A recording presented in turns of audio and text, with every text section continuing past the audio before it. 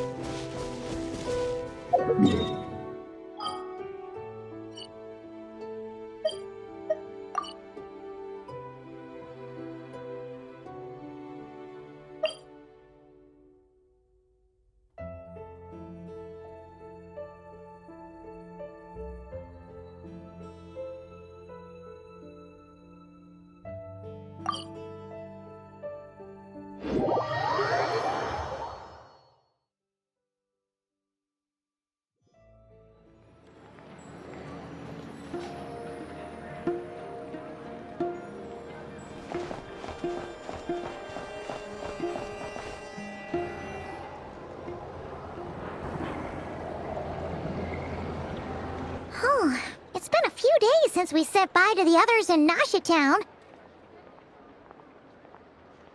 Still no news about Rarer, though. Where could he have slunk off to? If only he was gone for good. But with all the trouble he stirred up before, there's no way we've seen the last of him. Hello! You must be the traveler in Paimon? Mr. Flint has been looking for you. Unfortunately, there's been a serious wild hunt attack over at the quarry. He thinks it's time to regroup and figure out a plan. The wild hunt? Oh, uh-oh. We better get over there, right away! Come on, let's go!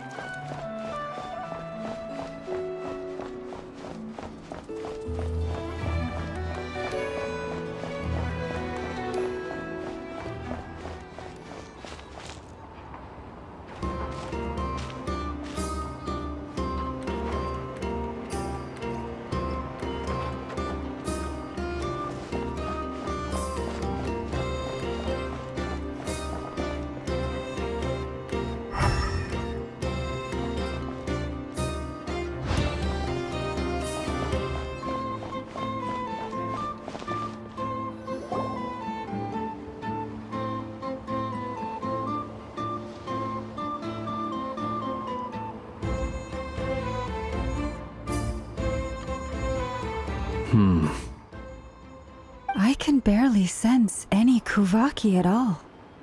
This whole area feels like a soulless husk. Looks like his appetite truly is insatiable. As if the power of that energy cannon wasn't enough. He's not seriously still getting stronger? What's his endgame here? Ah, everyone's here already. Hey, we made it. So, what's going on? We've all been on high alert since we split up a few days back, expecting Rarir to strike again. But it's like he just vanished into thin air. No one has seen him nor found any trace of his presence. That is, until this morning, when a ratnik found signs of wild hunt activity while out here on patrol. As you can see, the crystalite itself is physically intact, but the Kuvaki it contained is all but completely diminished. And we're sure that Rarir did this. Who else? He's the only one who could pull off a stunt like this. Kuvaki loss has reached critical levels. Reikir of Solnari set to maximum threat level. Warning, unless de-escalation measures are taken soon, he will pose a threat beyond our ability to contain. The consequences could be catastrophic. Traveler, do you remember when we encountered Rerir just after regaining his body? There wasn't a shred of sanity left. Nothing but madness and rage.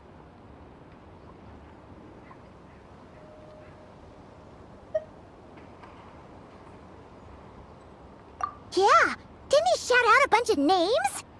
Then he started raving about how nothing in this world mattered to him. Oh, Paimon gets chills just thinking about it.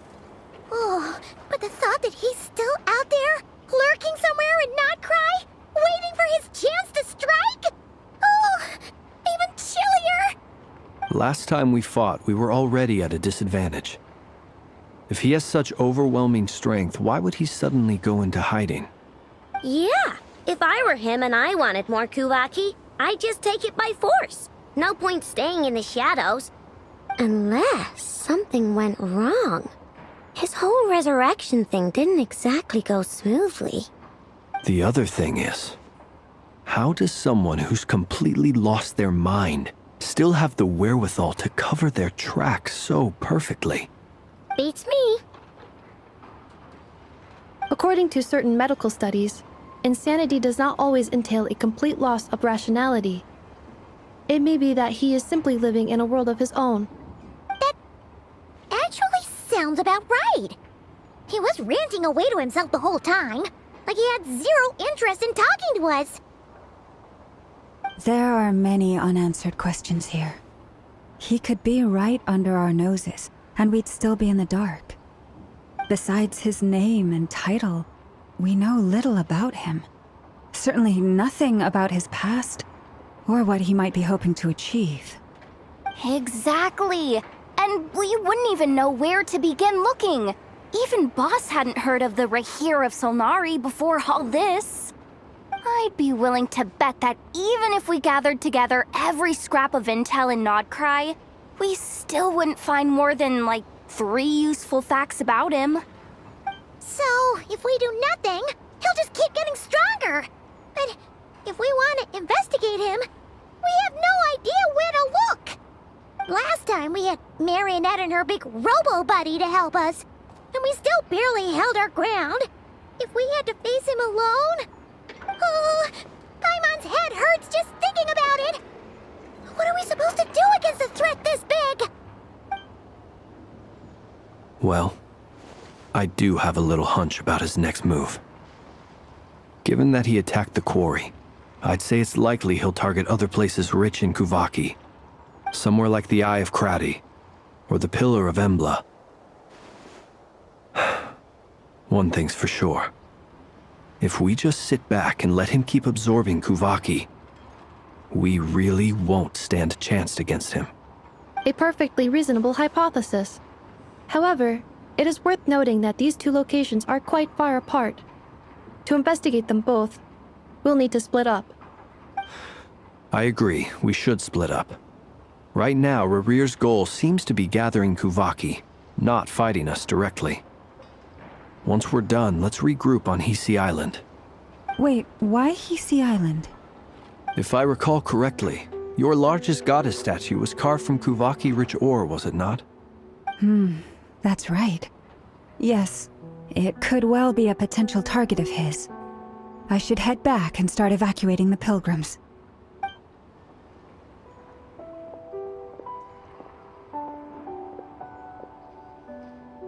Splitting up's always gonna be risky. But I guess we don't have much choice, right? We're in a race against time here. And if we do run into Rerir, what then? That's when you follow the third rule of treasure hunting. Run like the wind. Didn't you say the third rule was go with the flow? I don't know. Did I? Anyway, whatever. In this situation, go with the flow means go find backup. Agreed. If anyone finds so much as a trace of Rerir, do not pursue him. Get out of the area and alert the rest of us as soon as possible. We need to put safety first. All right, we'd better get moving. Come on, Anefa, let's go!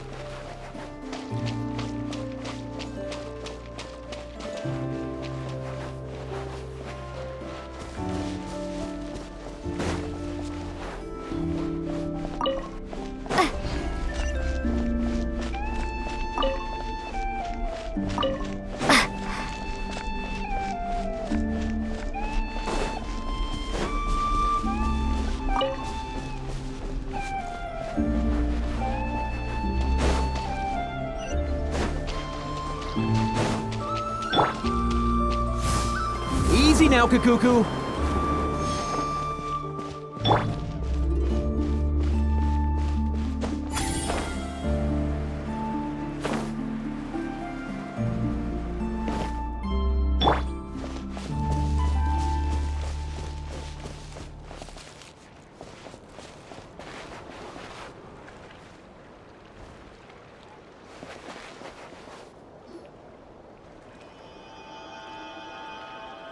Any leads? Nope. Diddly squat. No clues to where he might be hiding. It's like he's a ghost. It feels like we're sitting on a powder keg that could go off at any second. Ugh, I hate this feeling. I'd rather face him head on than be left hanging like this. So, you guys didn't find anything either? Not loving the word either. How about you, Flints? I questioned a few Ratniki and eventually narrowed my investigation down to one suspicious individual. But by the time I got to his place, he was already gone. Almost as if he knew someone was on to him. Either that or he's just extremely cautious and doesn't stay in one place for long. He's been biding his time for a while now. The question is, where or what is his next target? No idea. Since regaining his body, he seems to have lost all interest in the fragment in my possession. If he did still want it, he's had plenty of chances to take it. All we can do now is hope that Aino and Anefa turn up some leads. Darn it, Rerir! If you've got the guts, come face me one-on-one! Wait, he's actually here? I didn't mean it, I swear! No, it's coming from Silver Moon Hall. The Lady Kutar might be in danger. Let's get over there, quick!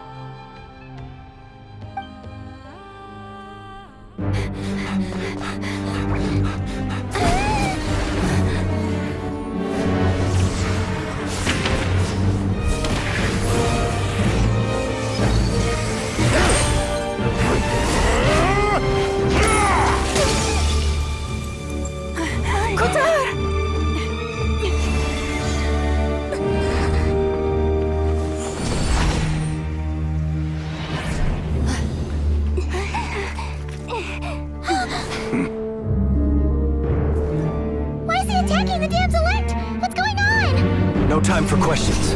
Stop him!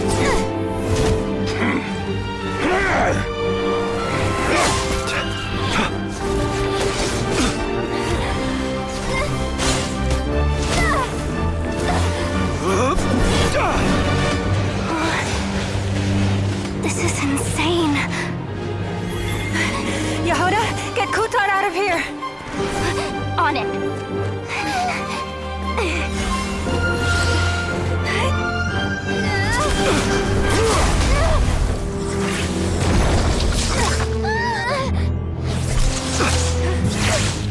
Look where your feeble light has gotten you.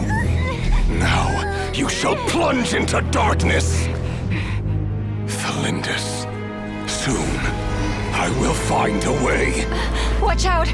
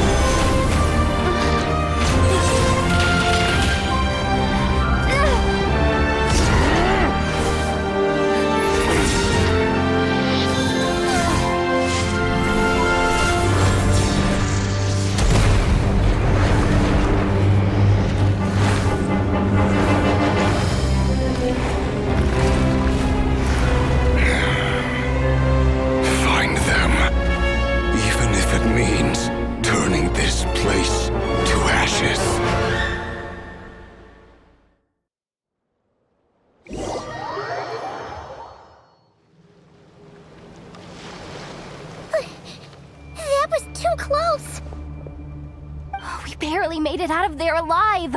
What's that guy's deal? How'd he get so crazy strong?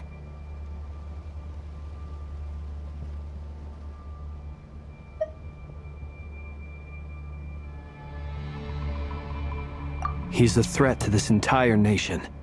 I doubt his strength could even be measured by conventional standards. I have a question. When me and Anetha showed up, we saw him chasing after this lady like he wanted her dead. What was that all about? We weren't there for the whole thing either. They were already duking it out by the time we arrived. Yeah, we didn't see how it all started. It all escalated so quickly, we had no choice but to step in. Kutar, can you shed any light on the situation? Kutar. Cross-checking database. I see. So you're the one that the Frost Moon Scions refer to as the Moon Goddess? Wait, she's the moon goddess? Oh, no wonder she looks just like all those statues. There are many reasons why people might worship the moon, and just as many why they might despise it. I've never met that person before, but there was no mistaking his deep-seated hostility towards me. Why he holds me in such contempt, I cannot say. But since he hunts the power of the moon, it's no surprise that I am a target. Kutar. There are many potential motives. For instance, you help the traveler escape his grasp. This could be his way of taking revenge. It is also possible that he covets the Kuvaki inside you and seeks to take it for his own. The list goes on. But right now, devising a counter-strategy should be our #1 priority. The likelihood of this location being discovered is close to 100%. A counter-strategy? But we don't stand a chance against an enemy like this. Surely our only option is to run. He's not gonna chase us to the end of the world, right? So as long as we can sneak out of Nodcry undetected... No, I can't say that. Come on, Yehuda, this is serious stuff. You can't suggest we all just chicken out. Running is our only option. Huh? You seem surprised, but what other choice do we have? We are facing an enemy we cannot possibly defeat in battle. Well, I mean, yeah, but still. It's not too late. I can distract him, so you have plenty of time to make your escape. Wait, what? You're gonna act as bad Doesn't that make sense? I'm the one he's after. There's no need for you to risk your necks on my behalf. A coyote doesn't stop for bypassers while it's howling at the moon. What is it, Loma? The Frost Moon Scions have already grown accustomed to life without their goddess.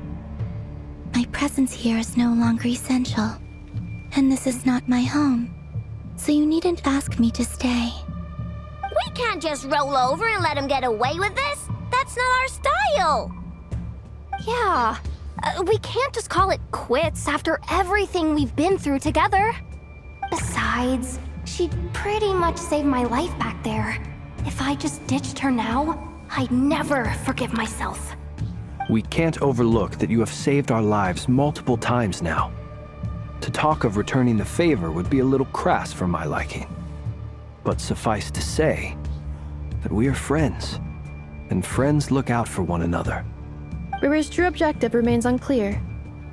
Even if we were to sacrifice Muskutar, there's no guarantee he would stop.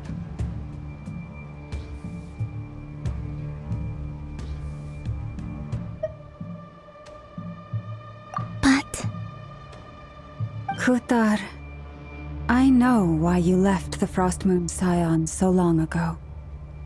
It was because people started treating prayer as a form of trade. They would make self-centered wishes, force you to accept meaningless offerings in return, and then expect you to perform miracles for them, as if that were their entitlement. If it were me, I might have walked away too. But I believe that time can change everything, and that sometimes it takes losing something precious to appreciate its true worth. After much reflection, I've realized that this was never about whether the Frost Moon Scions need you. Any relationship based on need is purely transactional. What I truly hope is that you'll choose to stay, not out of obligation, but as part of our family. You were born here, and now you've returned. Who knows? Perhaps it was the moonlight that guided you home. thank you, Lauma. But my power is on the wane. I'm afraid I will be of little use to you now.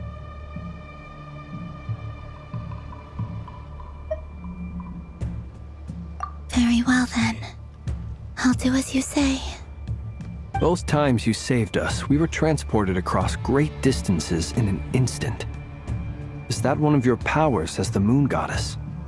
It is, but I find it very draining. I barely managed to pull it off just now, and it will be some time before I'm strong enough to do so again. Rejected by the world, my power is dwindling. Like a lake, cut off from its source, slowly shrinking away. Now, it has almost run dry. What do you mean, rejected by the world? The 3 moons belonged to the ancient bygone era in which they came into being. From the moment I was born, the world itself has been steadily sapping away at my strength.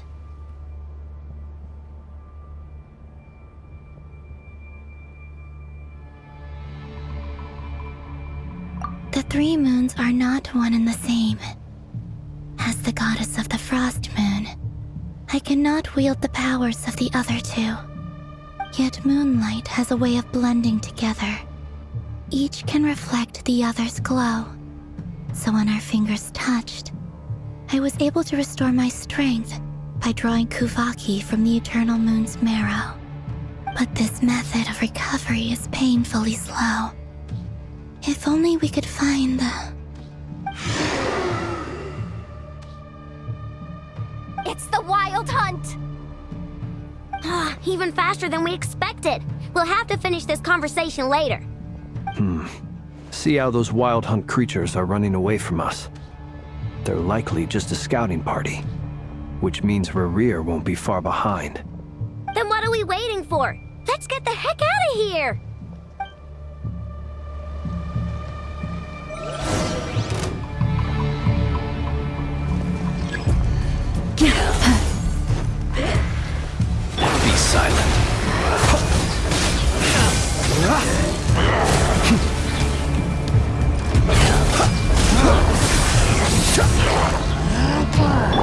You're blocked! Cleanup sequence initiated. They just keep coming!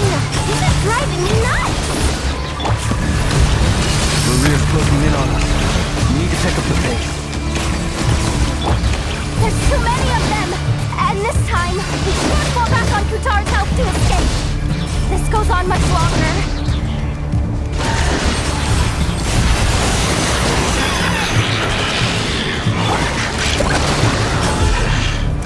Flash attack! Boris, protect us. With one heart. Defensive mode engaged. Annihilation mode. Observe. The long sleep seconds.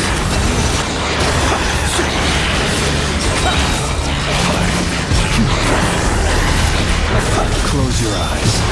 The night falls. No claw! For the everlasting curse. Cleanup sequence initiated. Preparing for dust up. Beware the creatures of the night. Be silent.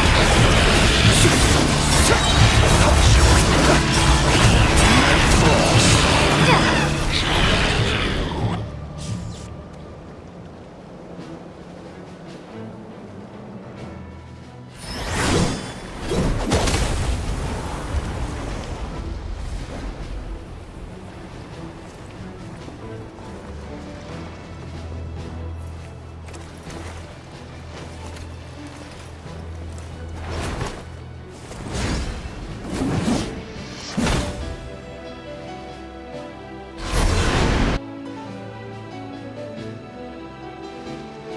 What's the matter? Bit off more than you could chew? Who are you? Uncle Varka! You're back from Amsvartnir? Whoa! You're Varka? Grand Master of the Knights of Favonius? We could save the intros for later. Right now, let's get you all out of this hellhole. Follow me. I know somewhere you'll be safe. Oh, is that where I think it is? That's the one. Come on, move! There's no time to waste.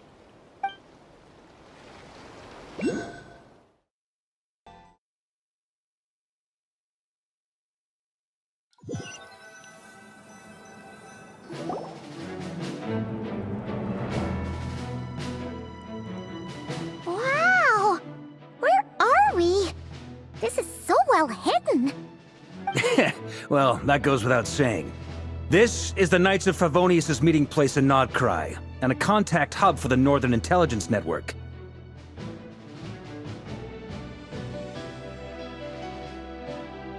AKA, the black market of intel. No matter what faction you're with, it's the place to buy and sell information. Their headquarters are in Nodcry, but they've got contacts in every nation. As an expeditionary force on foreign soil, working with them has offered us the most effective way of getting our hands on reliable local intel. This is where we meet, so naturally, it's secure. Anyway, where were we? Folks from Nodcry should be pretty familiar with me by now, but I believe this is the first time we've met. Allow me to introduce myself. I am Varka, Knight of Boreas, and Grand Master of the Knights of Favonius. We've heard all about you. This meeting's been a long time coming. You look way younger than Paimon expected, but you definitely have that Grand Master vibe. Well, I'm no spring chicken. Just not showing my age yet. Definitely feeling some of that back pain today, though. Rushed back from Amsvartnir without a wink of sleep, only to get right into another fight with that freshly revived maniac. Another? You mean you fought him before? Yep. He wasn't nearly as strong back then, but he was still a formidable foe. I brought some of the knights along to give him a little surprise, but he saw us coming from a mile off. My squad took heavy injuries, and I barely made it out alive myself. We knew it might have been our last chance, so we staked everything on it. But still, it wasn't enough to stop him. I tried tracking him down afterwards, but he didn't leave a trace. Even in his unhinged mental state, he's as cautious as any trained operative. So, I decided to come find you. And as luck would have it, turned up to find you being ambushed by the Wild Hunt. The rest, you already know. Is that why he's been frantically absorbing Kuvaki these past few days? Because he sees you as a threat? Maybe I'm part of the equation, but even if I weren't, I'm sure he'd still be gathering power. He's clearly working up towards something. Note to self, Uncle Varka's strength rating officially upgraded. Guess it's my turn to ask questions now. So, what exactly has been happening in Nodcry? Why is the Wild Hunt returned in humanoid form? And why is it after you? That's a long story, but I'll try to make it quick.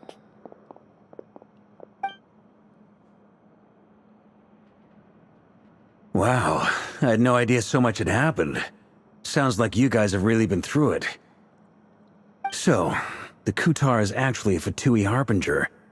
And all this Wild Hunt activity in Nodcry is the work of the Raker of Solnari, one of the 5 sinners. That's a lot to take in. Need some time to wrap my head around it all. I'm truly sorry, Mr. Varka.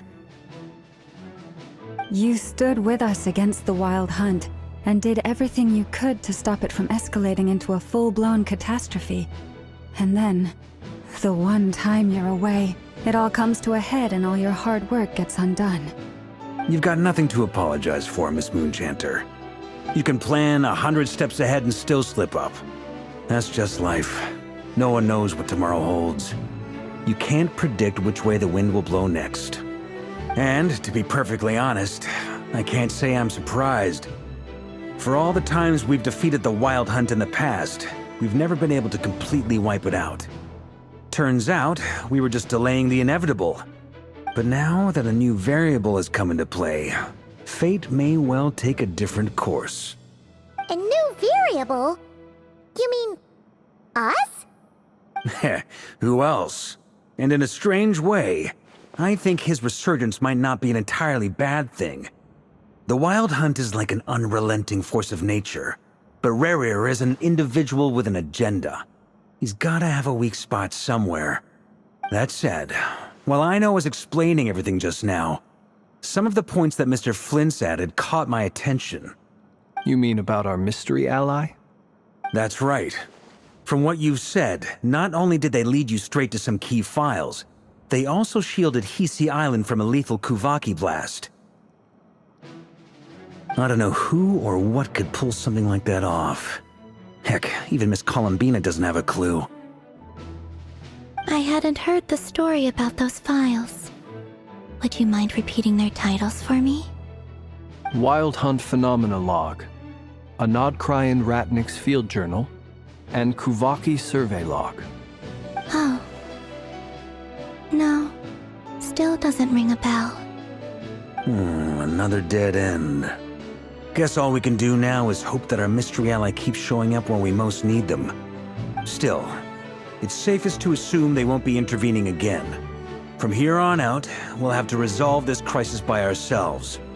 Your intel also explains something else I've been wondering about. The reason I led my team to Amsfarnir was because we'd had reports about a possible source of the Wild Hunt showing up there. But once we looked into it, it turned out to be a red herring. I don't know who was behind it, but clearly, it served its purpose. I doubt it's by chance that he happened to make his comeback while my attention was diverted. And from everything you told me, it sounds like his scheming began well before his return. So maybe luring me away was all a part of his plan. But is it even possible that he orchestrated all of this by himself? The Moon Maiden and the Raker of Solnari, Nodcry of all places. The way everything is unfolding, it can't be a coincidence. So, what do we do now? Got any ideas? Right now, we've got at least 3 things to consider. Let's go through them one by one. First, we need to figure out how to take down Rerir. If we can't beat him in a straight-up fight, the rest won't even matter. To my knowledge, the bulk of Nodcry's fighting force is already gathered here. But even with everyone united, we're still no match for Rerir in his current state, let alone with his power still growing. What if there was a way to tap into a new power of our own? How so? Have you thought of something, Columbina? 3 moons once watched over this world. The eternal moon was the largest. The frost moon was the brightest. And the iridescent moon was the most mysterious. They say that back then, the 3 moon goddesses wielded immense power. Enough to shape the workings of the world itself. I now bear the frost moon's power, and the eternal moon's marrow resides within the traveler. Hold on. Are you suggesting? The iridescent moon, the last piece in the puzzle. That's right. If we can find the iridescent moon's marrow, I will be able to regain my strength much more quickly. The 3 moons are said to stir the tides and illuminate all things. Perhaps they hold further secrets beyond our understanding. According to my analysis, this solution is feasible. However, it is subject to one major condition. How do we locate the iridescent moon's marrow? I know a way, but we will need to visit the Fatui's Experimental Design Bureau. The Experimental Design Bureau? Are you saying we need to involve Marionette? Yes. I must speak with Sandrone. It's a long way from here to the Experimental Design Bureau. There's a high chance you'll be spotted. You shouldn't go alone. Then that's settled. Next up, our second priority. Somehow, we need to figure out Rarir's end goal. As you saw for yourselves, when he was still in his wild hunt form, everything he did was for the sake of recovering his body and resurrecting himself. His first act since then, after laying low for a while, was to try and assassinate this young lady. People's obsessions often reveal their greatest vulnerabilities. There must be a reason why he despises the moon so deeply. Perhaps it sheds some light on his title, the Raker of Solnari. The Wild Hunt has plagued Nodcry for centuries now. If we want to stop it for good, we have to get to the root cause of what's driving it. It's true. We still know very little about him. If Kuthar hadn't given us that lead, we wouldn't even know his name. But where would we even start? I doubt even the Intel Queen of Nodcry has a clue, and she has info coming out of her ears. Oh? That's a rather hasty conclusion for someone who's so painstakingly meticulous when it comes to dealing with machines. Ah, she heard me.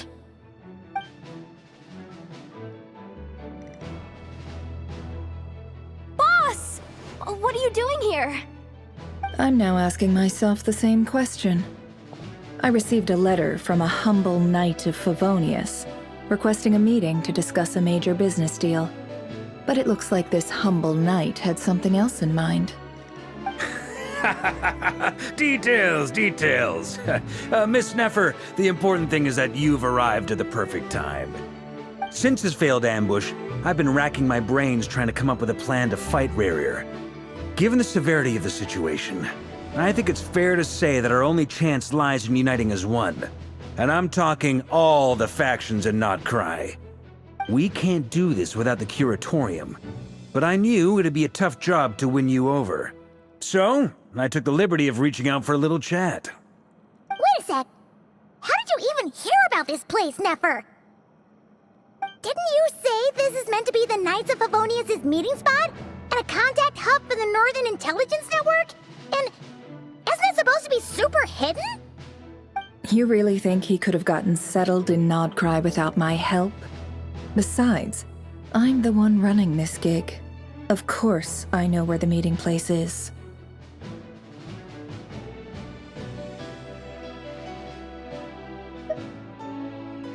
Allow me to introduce the current head of the Northern Intelligence Network. If it's intel you're after, she's your woman. Pretty much seen and heard it all. Please spare me the flattery. Let's cut to the chase. Seems like you've run into some trouble, huh?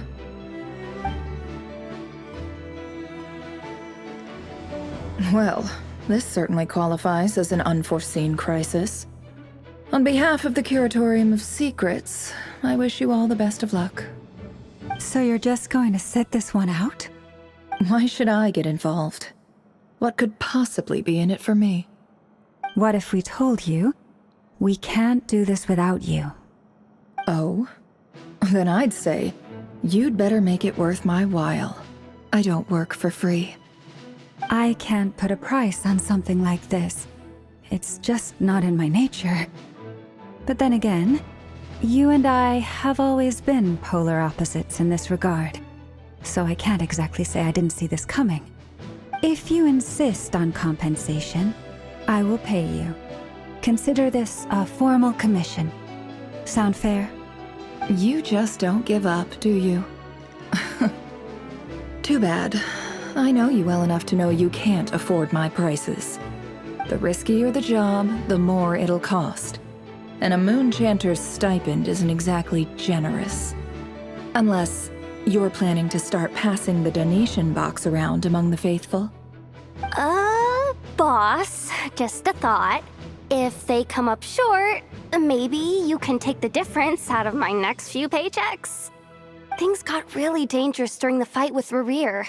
If this girl hadn't saved me, I'd be ley line fodder by now. I'd be gone for good, boss. If there's any way we can make this work, I'd really like to help her. Please? I'm begging you. This is why I'm always telling you never accept favors. They are the hardest debts to repay. You have to be careful who you get involved with, or you invite all kinds of misfortune. Very well, Yehoda, I will help. But just this once. Don't count on this happening again. Flynn's, that fragment that Rerir was after, do you still have it on you? Of course. Let me borrow it. I need it to follow up on some leads. Wait, you actually have some leads? Shh. This is top secret information. I get it. We all have things we'd rather keep to ourselves. Plus, I know we can count on you, so we'll leave the intel gathering in your hands. And that brings me to the third and final item. We need to find a way to distract him. We need time to make our move, so someone will have to stall him. I'm in for this part, no matter what. Anyone coming with? Count me in too. Come off it, you two. Quit playing heroes. I'm way ahead of you here. Inepha did a scan of the Moon Goddess's Kuvaki signature, and we're gonna use it to make some decoys over at the Kramkake craft shop. Anyone who's in, follow me. Once they're ready, we'll deploy the decoys across Nagcry. So as long as the rest of you keep moving, he won't catch on to your scent and won't be able to track you down. I like it. Genius idea. No biggie. All right then, we'll split into 3 teams. Once your team has finished their mission, return here and wait for the others. Dismissed!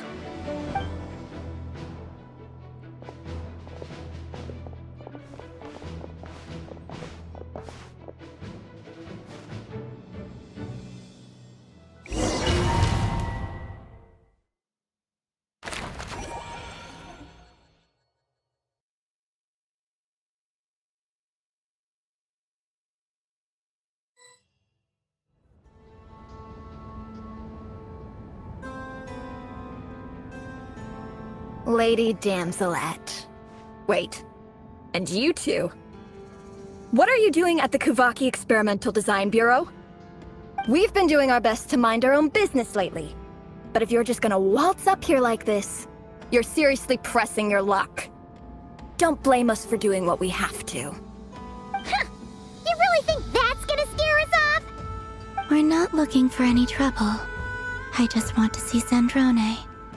Do I need to remind you that you're still a wanted fugitive for deserting us? Out of consideration for our former ties and the crisis we're all up against, we'll let you leave in one piece. But don't even think about trying to get inside. Let them in.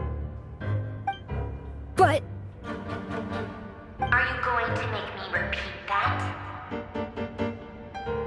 No, my lady. Sandrone seems to be in a good mood.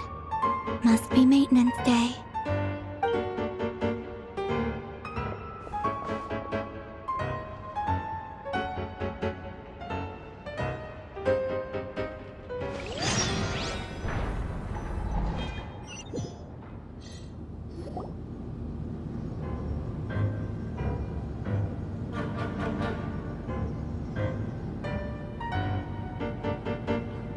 So tell me, to what do I owe the honor this time? Actually, before you answer that, just so we're clear, we're not colleagues anymore, Columbina. I don't owe you anything. I promise it's nothing big. It seems like you've gotten the wrong idea here. The only reason I let you in was because I was bored. It seemed like a way to kill some time and satisfy my own curiosity. Whatever miscalculations I may or may not have made in the past, I haven't lost the plot enough to even consider sticking my neck out for your sakes. I'd like to speak with Arlecchino. What? Huh? You mean the knave? I'd like to speak with Arlecchino. Is she in Nodcry? No, she's not. Once the work on this facility was completed, she went back with the Rooster and Regrator. The only ones in Nodcry are me and... What is it you need to speak to her about anyway? Rerir is hunting me. If I'm going to face him, I must first retrieve the lost moon.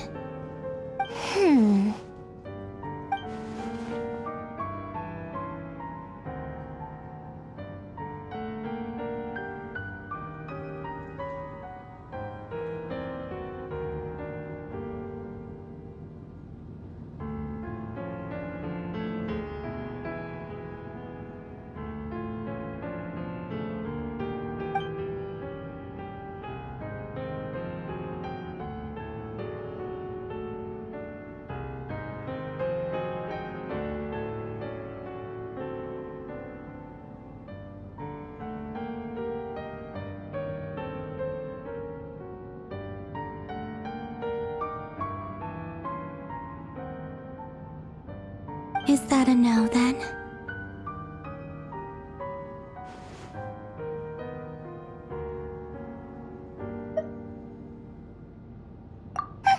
As if I need reminding. I was this close to settling things with him before someone decided to whisk me away to their weird little garden. Have you held any tea parties lately? Tea parties? Yeah, obviously. You don't seriously think we'd pack it all in just because you aren't here. If anything, they've been more eventful than ever. Just me, Arlecchino, and a bunch of insolent and sensitive guests who won't stop asking where you've gone. Oh, they've been a real joy. I bet you served them the worst tea you have. Just like you used to do to me when I upset you. Who cares about how good the tea is when there's no one around to drink it? I keep losing people. First Rosaline, now you. I'm running out of people who can make me laugh. Honestly, what could be more ridiculous than the multi-centenarian goddess, who's only ever had the plain herbal tea she received as offerings? You'd always brew a different type of tea for me each time. Was it really just to see how I'd react?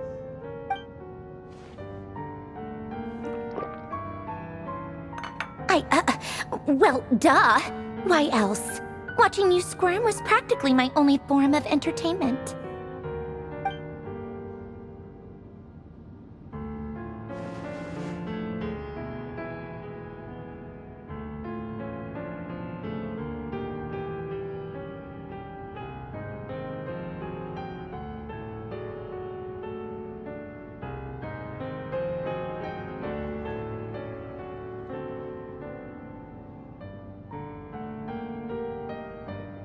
Oh, yeah. And Capitano sometimes used to bring Tartaglia around, too. But I guess we won't be seeing him again. Well, I guess we are overdue for a get-together. Fevronia! Have Fevronia pass a message to Arlecchino for me. It's time for tea. Will suffice. Pass along a message for me, too, if you would. My body cannot contain the marrow of 2 moons, so I'll be leaving one of them in her care. Excuse me? Who said you were on the guest list? If my tea meant that much to you, maybe quitting the Fatui wasn't your brightest move. Back when you were under the Tsaritsa's protection, no one would have dared come at you so openly. But that protection didn't come for free. In fact, I paid dearly for it. At the end of the day, it was just another transaction. I just got tired, that's all. I never wanted any part in their grand ambitions, and I've had enough of being treated like a bottomless supply of power. It brings back memories from the old days, when I was still worshipped as the moon goddess. Centuries on, it may be a different group of people, but I see the same greed in their eyes. I figured you'd leave eventually. You didn't have as much of a reason to stay as I do. The Tsaritsa gave you shelter and protection, but that was it. Nothing more, nothing less. Meanwhile, the Fatui demanded everything from you in return, until it was more than you could bear. I get why you left. And frankly, I have no interest in dragging you back just because the higher-ups told me to. But if you keep hanging around with this riffraff, the next time we cross paths, we might be enemies for real.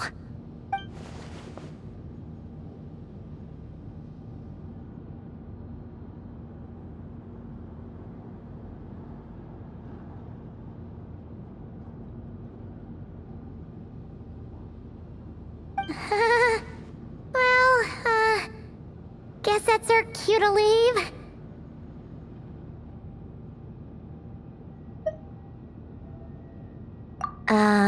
That might be your plan.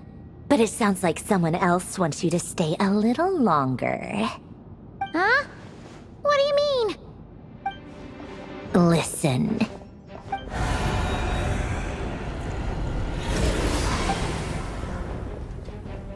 My lady, it's the Wild Hunt. A horde of monsters is headed straight for the facility. Another uninvited guest trying to crash my tea party. Clear the area! I'll handle this. Wait, what? You want us to leave you here by yourself? You'll be lucky to make it out of this alive. You really think you can afford to worry about me? Go on, get out of here. You may have stopped Polonia from crushing him last time, but I've made sure that won't happen again. The entire Experimental Design Bureau is rigged for war. Stay and watch if you want, but it'll be at your own risk. You're not flagged as friendlies in the weapons system.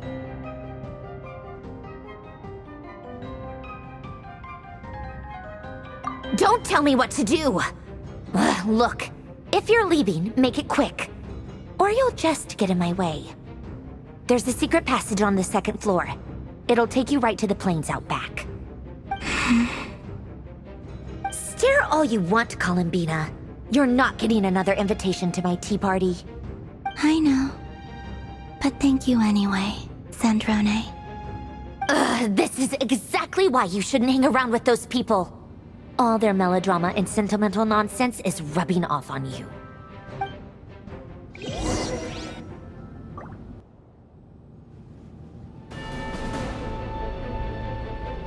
Come on then, Mr. Ray here.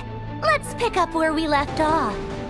It's your Wild Hunt monstrosities versus my beautiful creations. Let's see who comes out on top.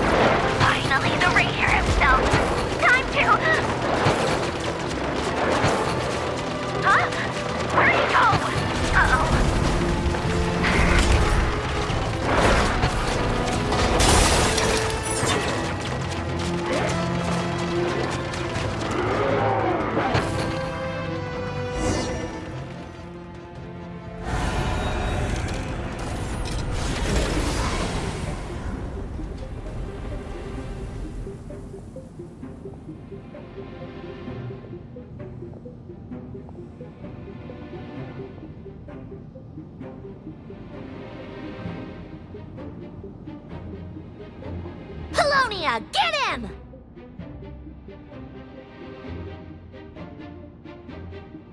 I've upgraded Colonia again since our last encounter, and uploaded every last scrap of your data.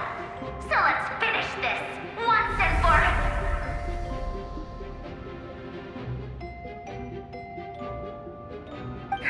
She's not here. Where did she go? Hey! Over here, you big... Cursed moon. Go. Keep searching. She cannot have gotten far.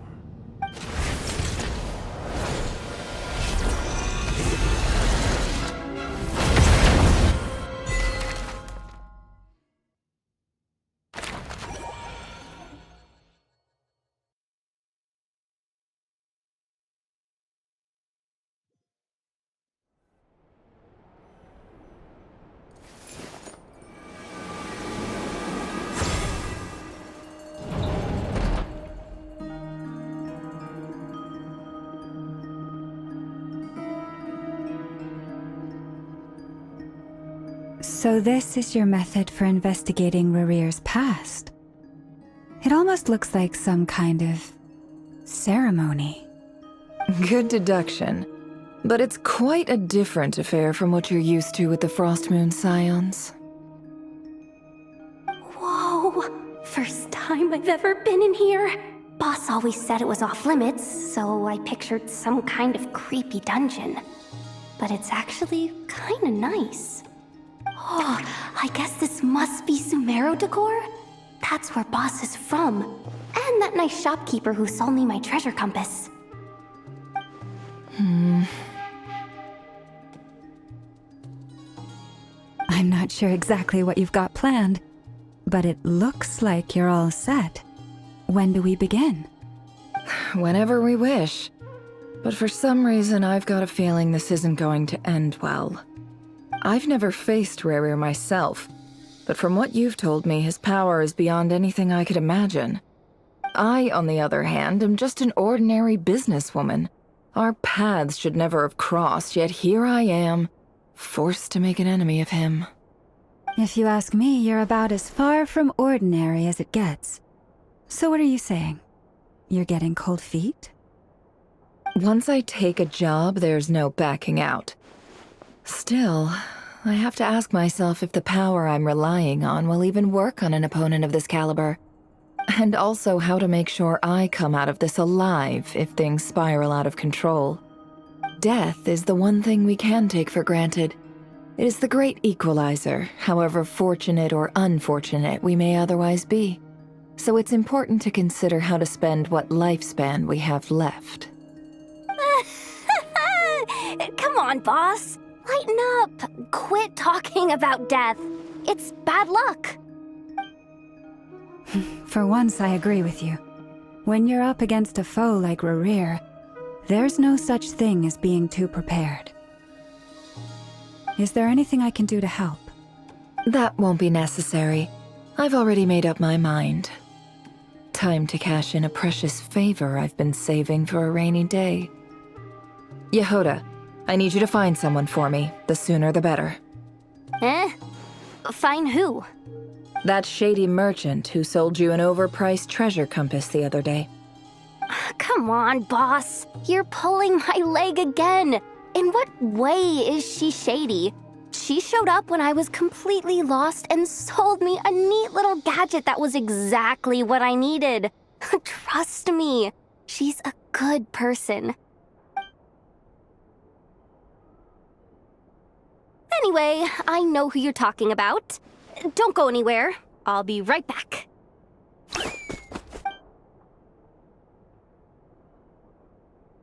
Quit grabbing me. I genuinely can't run any further.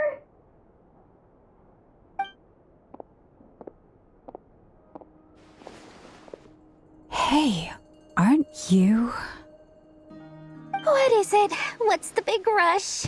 You dragged me out of a dream where I was literally swimming in Mora. I'm charging double my usual attendance fee. See, look how easygoing she is. After that rude awakening, she could have completely snapped at us.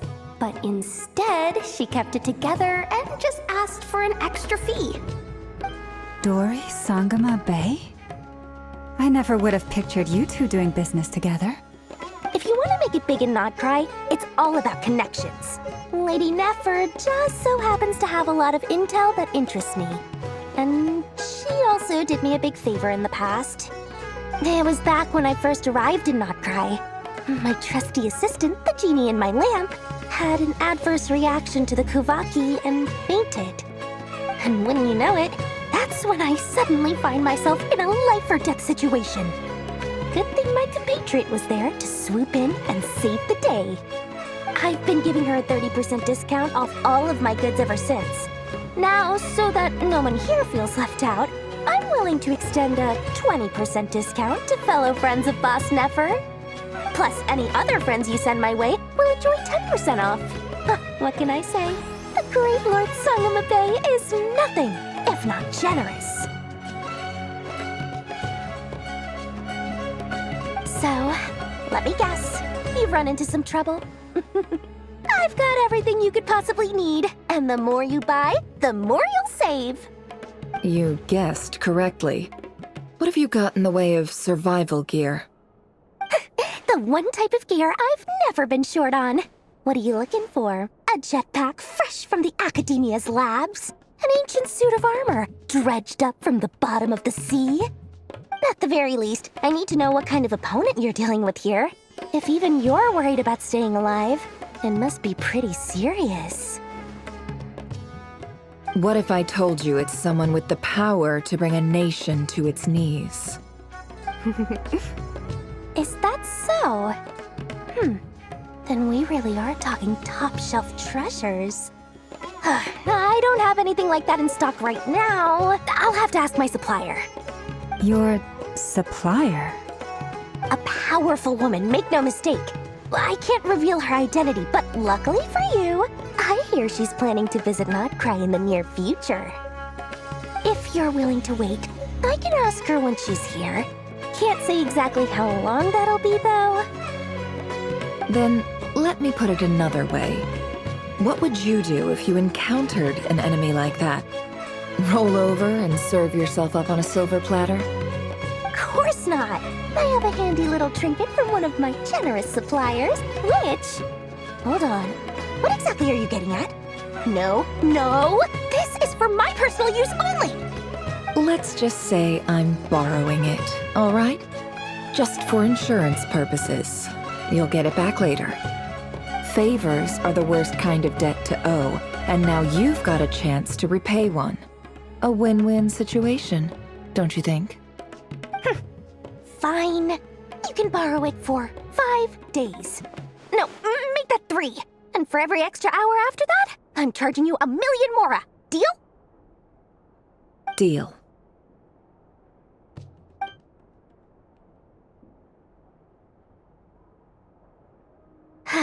What a way to start the day.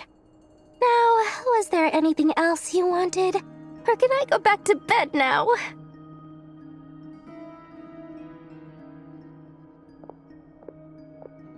That will be all. Take care now. Don't trip up on your way back, friend. See you later! You're my favorite shopkeeper.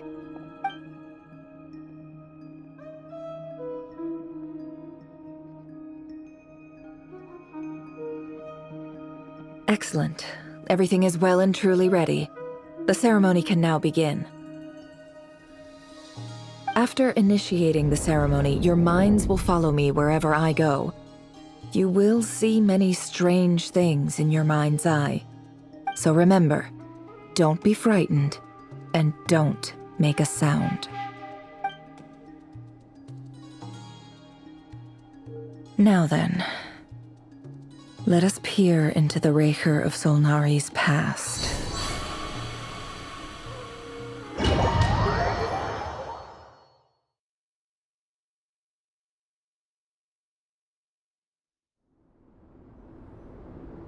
I made it.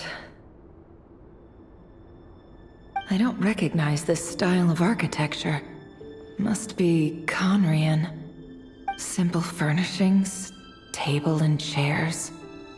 It's a more ordinary house than I might have expected.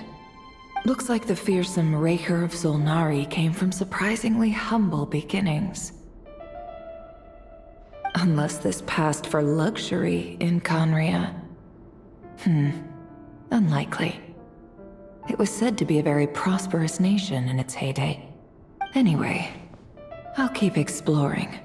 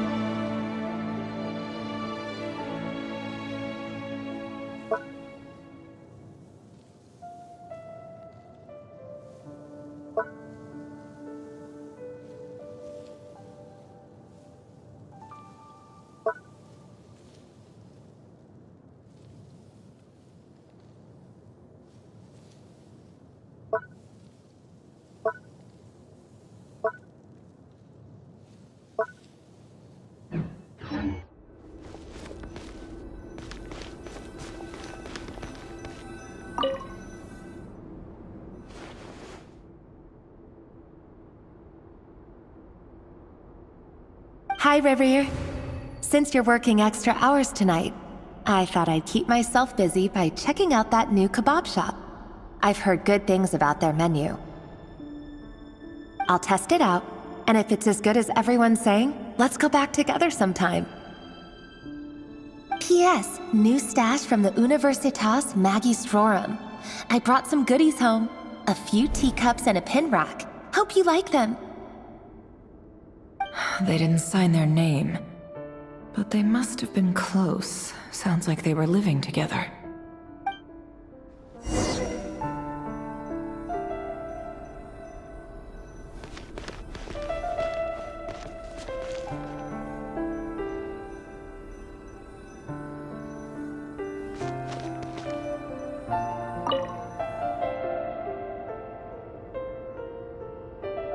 I went over to Joseph's for drinks today. They have a fine collection, but I went alone. Felindis was tied up with something and couldn't make it. Joseph asked why I came alone, but I didn't really have an answer. He then went on to ask about other things. If you ask me, someone who asks that many personal questions is too nosy for their own good. But if he invites me again, chances are I'd still go. Felindis. That's the same name Rerir mentioned. Crane imports keep falling. If things don't pick up, we'll soon be back to meat and mushrooms only. Honestly, I'm not a huge fan of that new type of mushroom everyone's been into lately. Didn't it start out as a lab-grown variety? I heard it's even mildly corrosive. Seriously, why would you even eat something like that? I don't care if it's an impressive feat of alchemy. That just isn't the kind of thing I like to eat. grain has to be imported, and they're eating a diet of mostly meat and mushrooms. Could it be because Conria is underground, so it doesn't get much sunlight? That would explain why they use so much stone in their buildings. They even use alchemically modified strains for food. Seems like the people of Conria don't have many options when it comes to dining. I've just about saved up enough now. Time to buy it and keep it somewhere safe. Making a big purchase. I wonder what it is.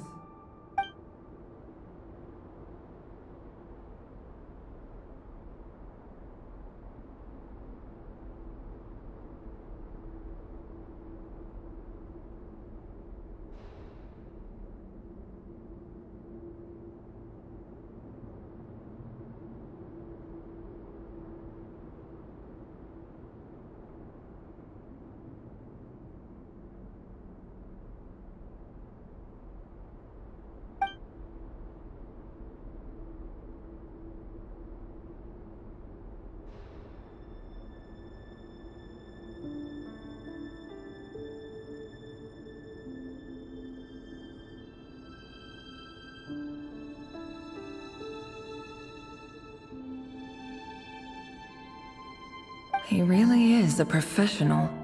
No wonder he's so good at covering his tracks. Despite what he's become, it seems like he's retained certain habits, at least in this regard.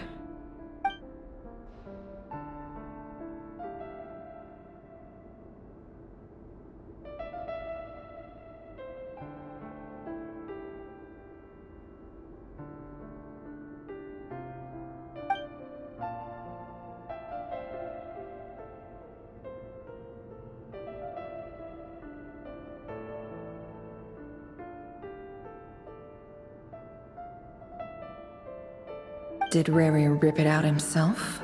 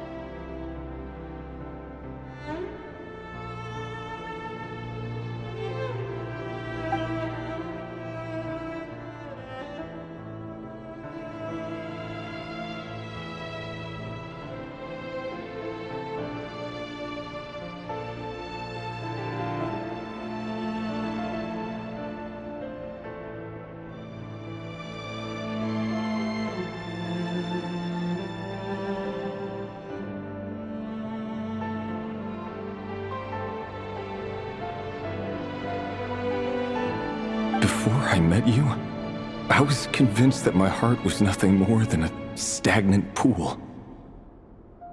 The burial place of a fallen moon. A withered, windless grove where the waters rested forever unrippled. It was you who helped me see that my heart hadn't entirely withered away. That it could still beat to the rhythm of love. This is just trivial sentimentality from the looks of it. Why would he go to the trouble of hiding that? The burial place of a fallen moon.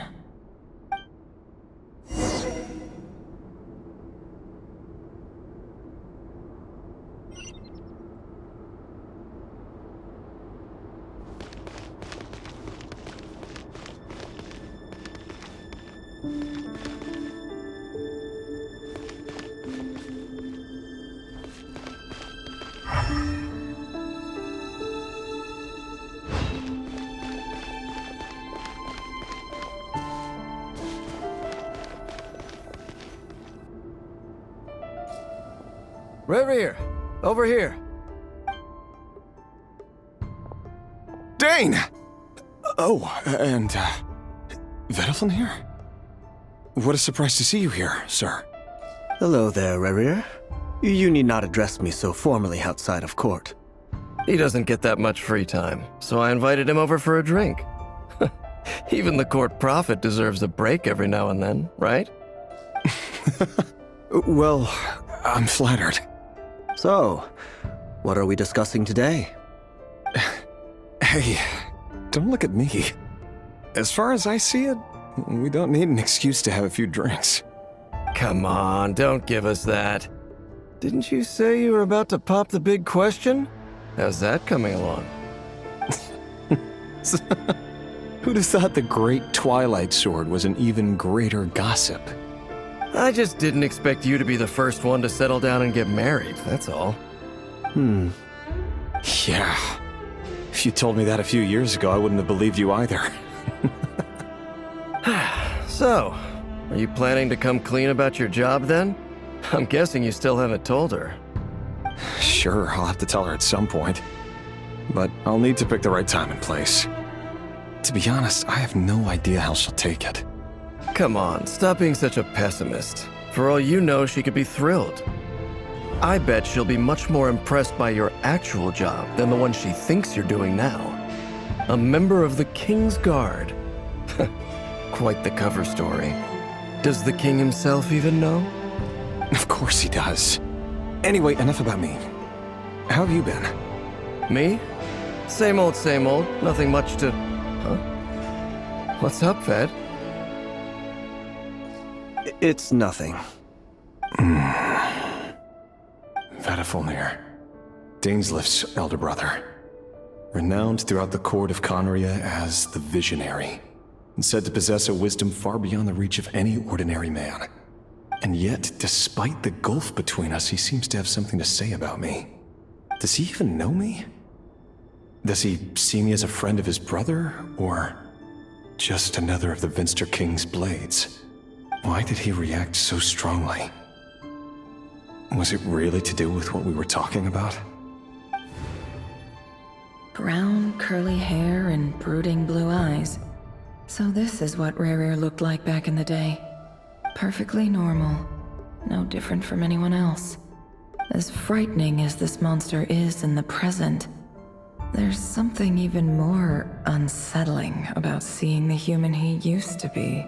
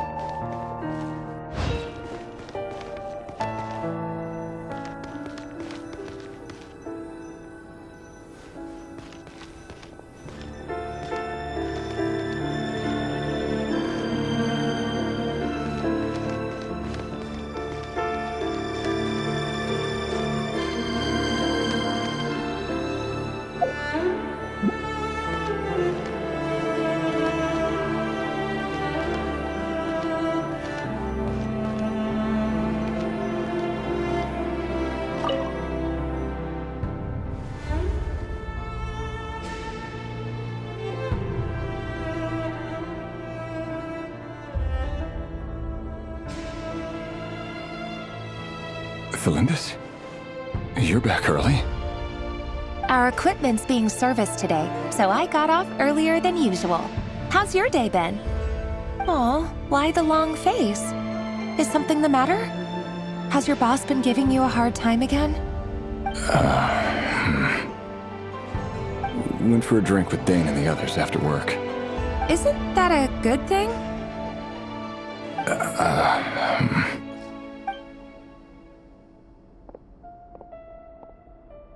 Vedifulnir showed up today, too. You know, Daneslif's older brother. Ah, Mr. Vedifulnir. Yes, I've heard of him. They say that everything he says ends up coming true. He overheard Daneslif mention that I'd recently proposed, and seemed to have an issue with it. But when I asked what it was, he kept it to himself. So, you're worried? You could be such a child sometimes, Rerir. We're nobodies. Why would the Visionary be concerned about us? I'm sure someone in his position has much bigger fish to fry. Maybe you're right. You worry too much, Rerir. We've been together for ages now, and everything's been going so well, has it not? You've even proposed to me. So, you do remember. Tell me then. What's your answer? Like I said, I need some time to decide. You can't just rush into things like this. We may be nobodies in the grand scheme of things, but if we want things to work out, we've still got to plan ahead. All right. Take your time. Just don't keep me waiting forever. Nobodies. Sounds about right. In the eyes of people like Battlefield and Dainsleif, what do we matter?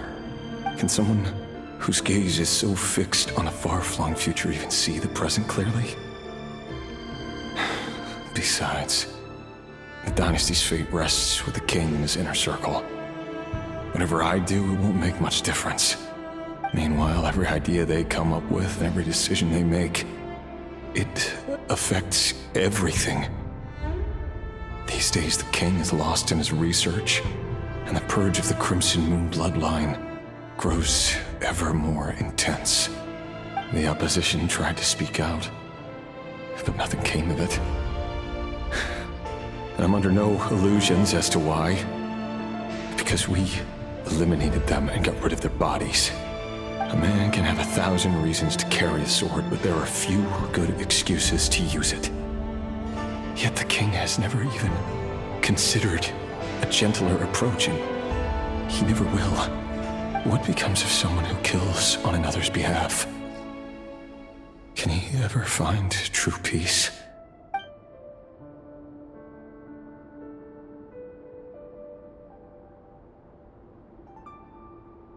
Thelindis?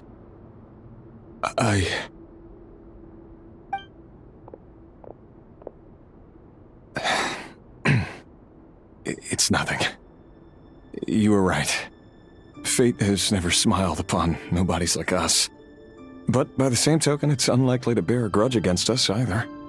There's no reason we can't keep living happily together, cherishing the simple joys of each day as they come. See? You just need to stay positive, Rerir. I can feel your warmth, your breath. You're right there, right by my side. Just seeing you makes me happy in a way I can't explain, and that's something that no one could ever take away from me. So smile, my love. Let go of that frown. You're right, Thelindis. I've just been overthinking things. That's better. Getting caught up about things like this will only ruin our evening. Speaking of which, all set for the ball tonight? I need to go get ready. You go ahead.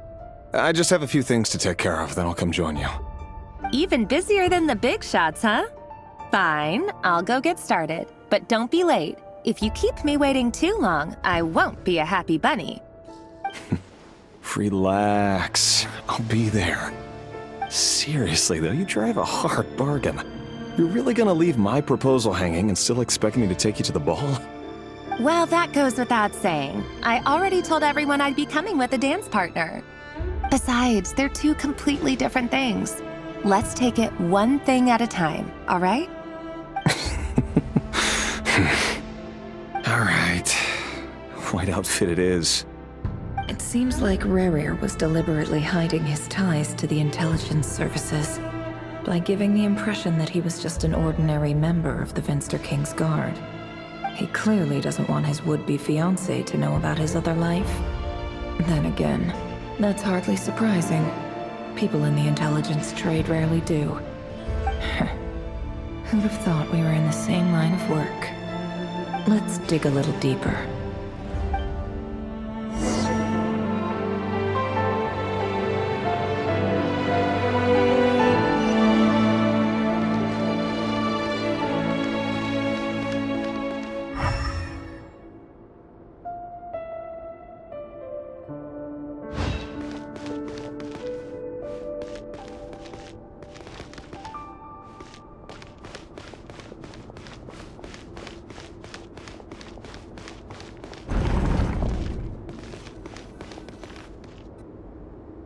Our last operation was a resounding success, and all thanks to you, Rehir of Solnari. In total, we apprehended 32 dregs of the Crimson Moon, and 67 accomplices. After all these years since the dynasty's fall, so many of them still linger on. Indeed, it cannot be denied. Yet it was destiny that the Crimson Moon should be overcome by the eclipse, and that His Majesty, the all-seeing Vinster King, now guides our nation on the path to prosperity. Conria has no further need for a dead moon.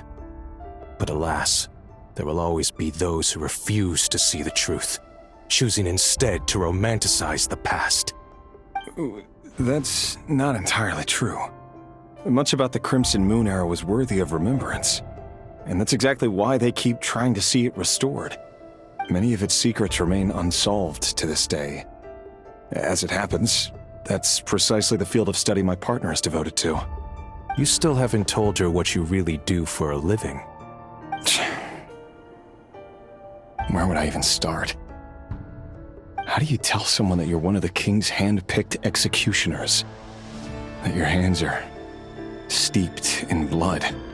You didn't choose this life, any more than I did. Orphans like us don't get a say. But I'll sure as heck be the one to pay for it. Speaking of which, we need to be more rigorous in the way we identify direct descendants of the Crimson Moon. Someone, it seems, has strong opinions about my future plans. Most likely my marriage in particular. I have a feeling that we may soon become targets of the Crimson Moon's retribution. Your concerns are not unfounded. They've taken out many of our colleagues these past few years, and for that very reason. These are no helpless lambs we're leading to the slaughter. They're wolves in sheep's clothing. Take care, Rehir of Solnari. I look forward to toasting you at your wedding. Thanks, Thorkel. You look after yourself, too.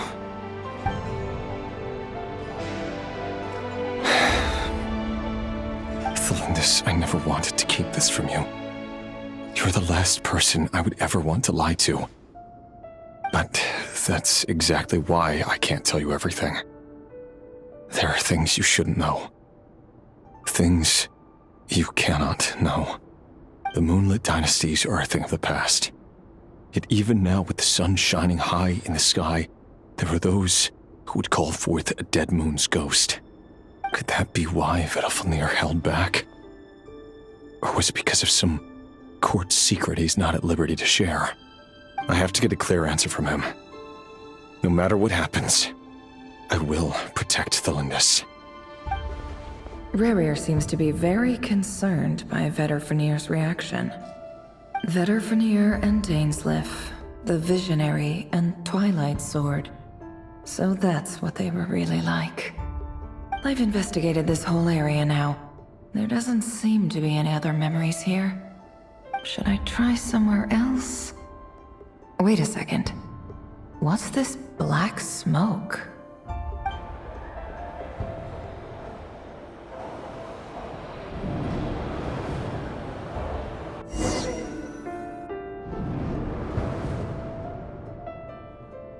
So, he's late after all. Just you wait, Rerir. You're in for it. Big time. Are you waiting for someone, ma'am? Could I tempt you into buying some flowers? Oh, sure. Pick me out a pretty bunch if you would. Thank you. But I'm afraid none of them are as pretty as you. For someone so young, you sure have a way with words, don't you? I'm only telling the truth. Look me in the eyes. You'll see I'm not lying. May we have a word in private? Who are you? And what do you want? It doesn't matter who I am. Too many of our kind have fallen lately, so I decided to take the risk of reaching out. Not long ago, the Rehir of Solnari led an assault on one of our strongholds. We suffered many casualties, and many who came to our aid lost their lives as well. Sorry, I don't know why you're telling me this. And I don't want to get involved.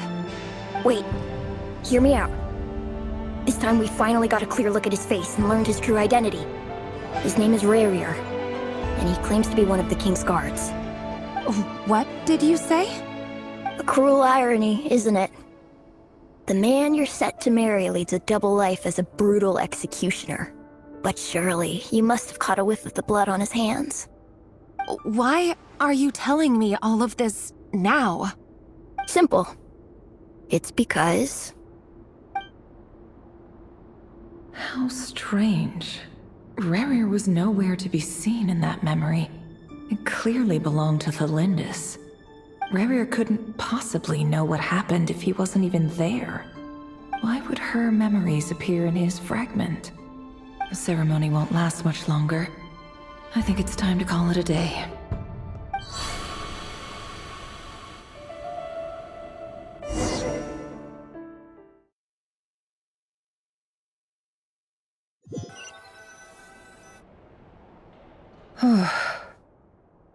So that was your doing? Did you just pull us inside Rerir's fragment to spy directly on his memories? Any more questions, and I'll have to start charging. I had no idea you could do that, boss! Seriously, that was amazing! We're not worthy. We're not worthy! I gotta admit, though, I'm itching to see what happens next. Feels like we barely scratched the surface. I'm just as curious as you are, but the ceremony only allows for limited time inside. That's all we can see for now. Luckily, we managed to learn quite a lot. So far, so good. I just hope the others are doing okay too. Especially the group with the Traveler. Their mission is a risky one. Let's hope it's all going smoothly. If you're worried about them, go see how they're doing. If I know Boss, she's gonna need some time to write up all the details and make sure it's all coherent. I'll stay behind to lend a hand, but feel free to head back and meet up with the others.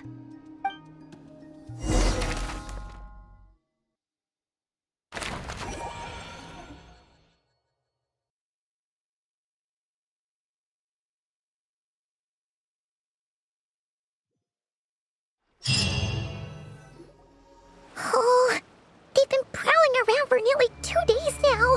These things just won't quit. Oh, they might not have seen us yet, but them constantly sweeping the area, our way out is completely blocked.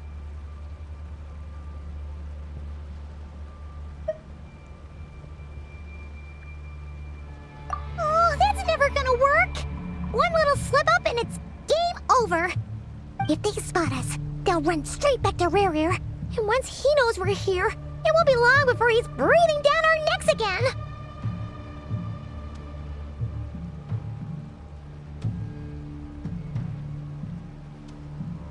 Oh, guess you're right. All right, time to zip it.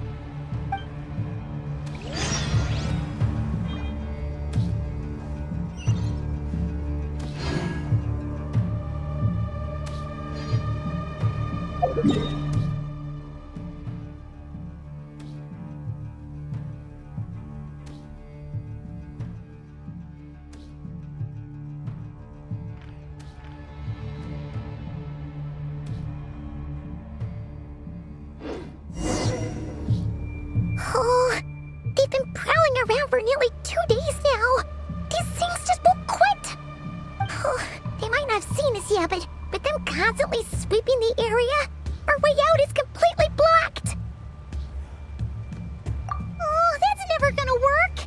One little slip up and it's game over. If they spot us, they'll run straight back to Rerir. And once he knows we're here, it won't be long before he's breathing down our necks again.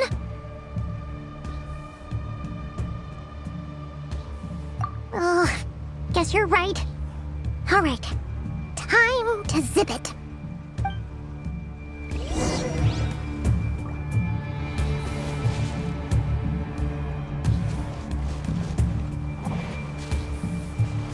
Quick, we almost got spotted. Phew, that was a close call.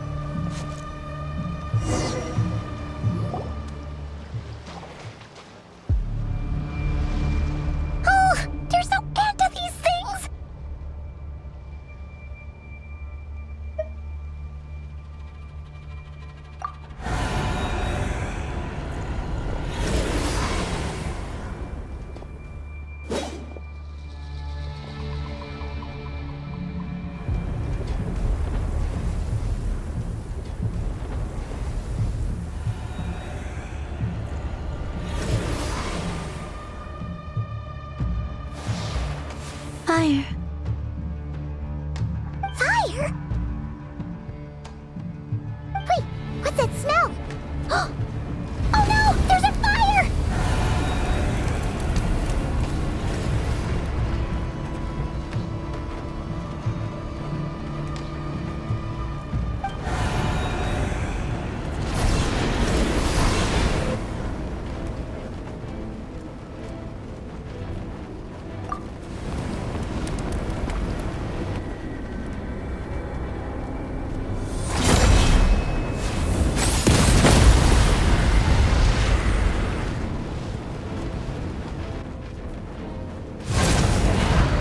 Sandrone was right.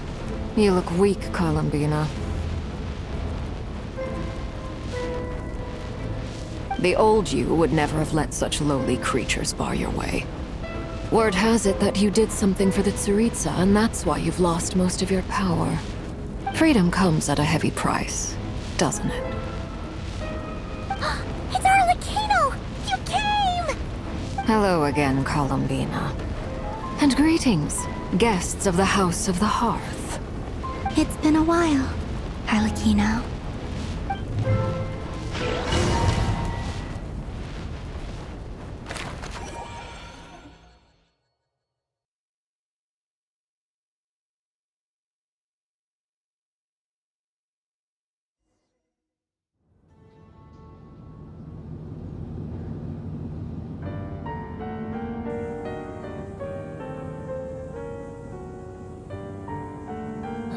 Stupid right here of stupid Solnari. Ugh, whatever. I've got all the data I need. Next time we meet, you're finished.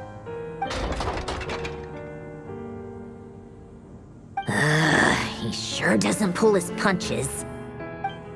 Excuse me, do you need a hand? You can do me a favor by staying out of my way. Can't you see I'm busy? Wait a minute. I recognize that voice.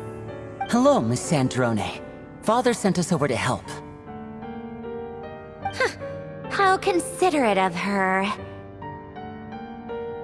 Hey, Fremine, get over here and help me fix this. Lenny, you do your thing. Just keep your sister away from my machines. Nearly every machine that Catgirl touches ends up going haywire. Go put her on cleaning duty or something.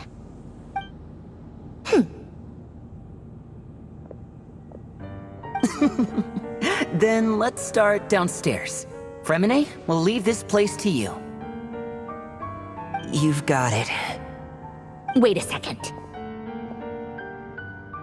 Pretty sure there's still some tea in the cupboard. If you want some, you'll have to make it yourselves.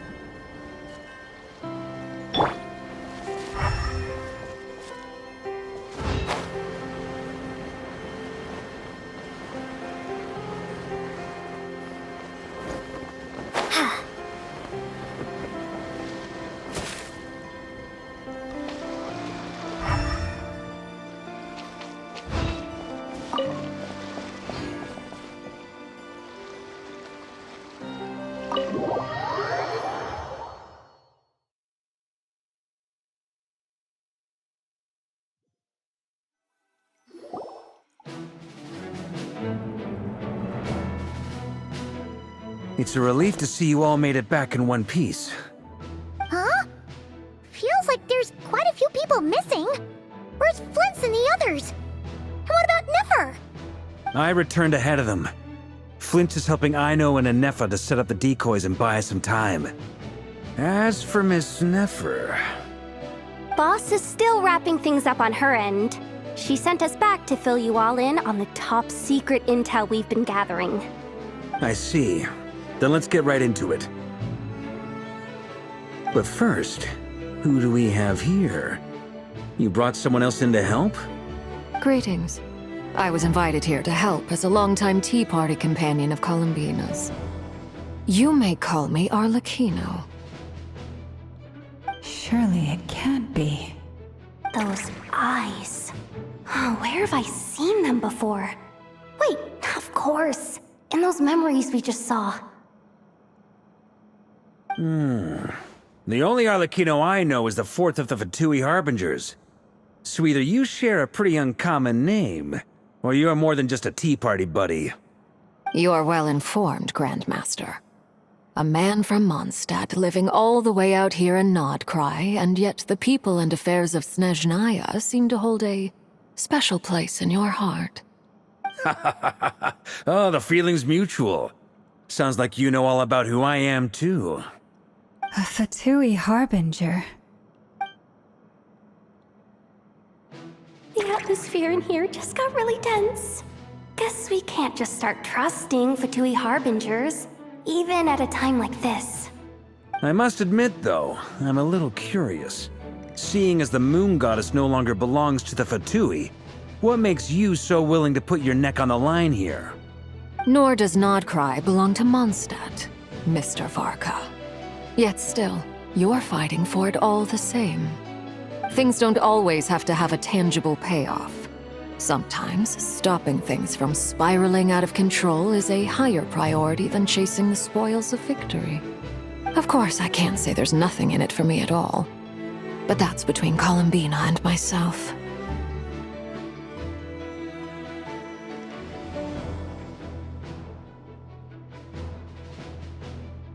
Forgive me. I don't mean to doubt you. It's just that the Fatui really have been the source of many of our troubles. We have our own way of doing things here in Nodcry. But ever since they arrived, the Fatui have treated us with nothing but hostility. I know there's been a lot of bad blood between us in the past. I've done my utmost to avoid friction whenever I could. But sometimes fundamental conflicts of interest simply can't be settled amicably. That's why I'm here solely in a personal capacity. This has nothing to do with the Fatui. As a gesture of good faith, I'll be frank. I can help Columbina track down the iridescent moon's marrow, which will help her restore more of her power. Anyway, what else is on the agenda? Let's begin. She says she'll be frank, then completely skips over the details. Looks like she doesn't want to give away too many secrets after all. But she clearly wants to change the subject. It'd be awkward if I tried to bring it up again now. I guess we'll just have to go along with it. She's the fourth of the Fatui Harbingers after all. One look and you can tell she's not someone you'd want to mess with.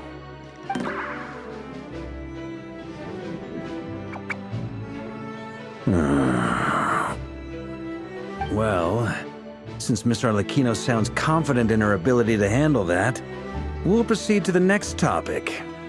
Yehoda, time to share that top-secret intel. Alright, listen up everyone. First, we now know that Rerir was originally a Conrian secret agent whose primary mission was to hunt down and assassinate the so-called Dregs of the Crimson Moon. The Dregs of the Crimson Moon? Mm-hmm. In the memories, there was a lot of talk about the Crimson Moon and Eclipse, and a whole bunch of other stuff from the time of Conria. To my knowledge, those were the names of two different Conrian dynasties. Long, long ago, it is said that the people of Conria worshipped the Crimson Moon. drawing a mysterious power from its reflection. But one day, a coup saw the Crimson Moon eclipsed, hence the name of the new dynasty that replaced it, and how it became the new emblem of Conria. Still, long after the Crimson Moon dynasty had fallen, the last ruler of the Eclipse dynasty, the Vinster King, still coveted the secrets it left behind. So, he sent the Rehir of Solnari to secretly hunt down the Crimson Moon's few remaining followers. In those days, Rerir showed no signs of madness. In fact, he was as normal as any other person. Oh, and he had a fiancé, or at least a would-be fiancé, called Tholindis. What's the matter?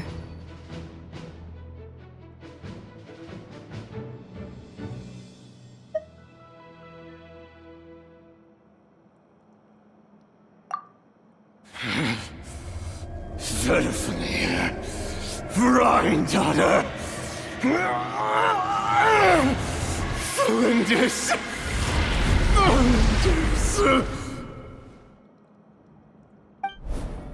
Interesting. Anything else? What about this would-be fiancé of his? Do we know anything about her? Well, she was a researcher at the Universitas Magistrorum, but it felt like she was hiding some kind of secret. Oh, and one more thing. For some reason, Rerir's fragment also contains some of Tholindis' memories, though only a very small portion. Well, no shortage of potential leads, I'll give you that.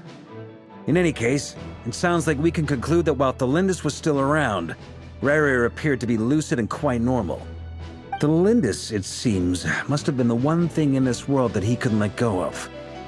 Tell me though, were these pure-blood Conarians we're talking about here? Why do you need to know that? Hold on. If she was a pure-blood Conrian...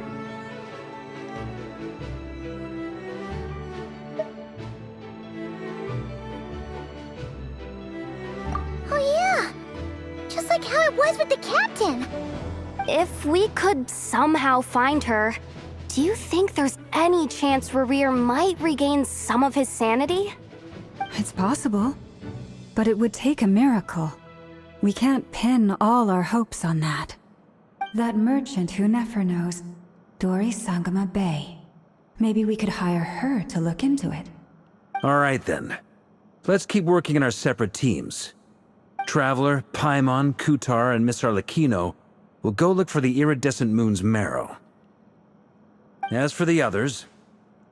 On the way over here, I noticed that the Wild Hunt monsters had grown even more frenzied in their search for Kutar. At this rate, the people living here will be in grave danger too. So I'm thinking of gathering together some of our followers to go wipe them out.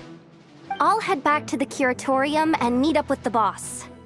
Feels good knowing we've all got something to be getting on with.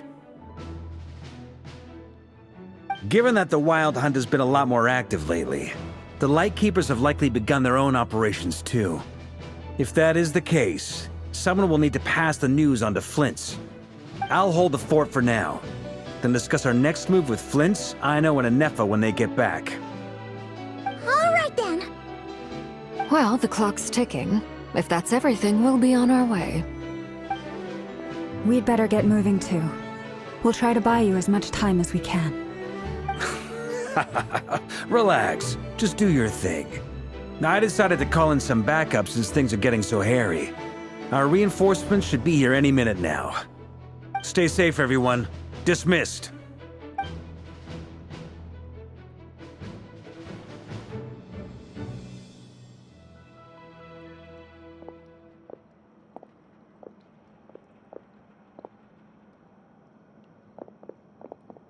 We're back.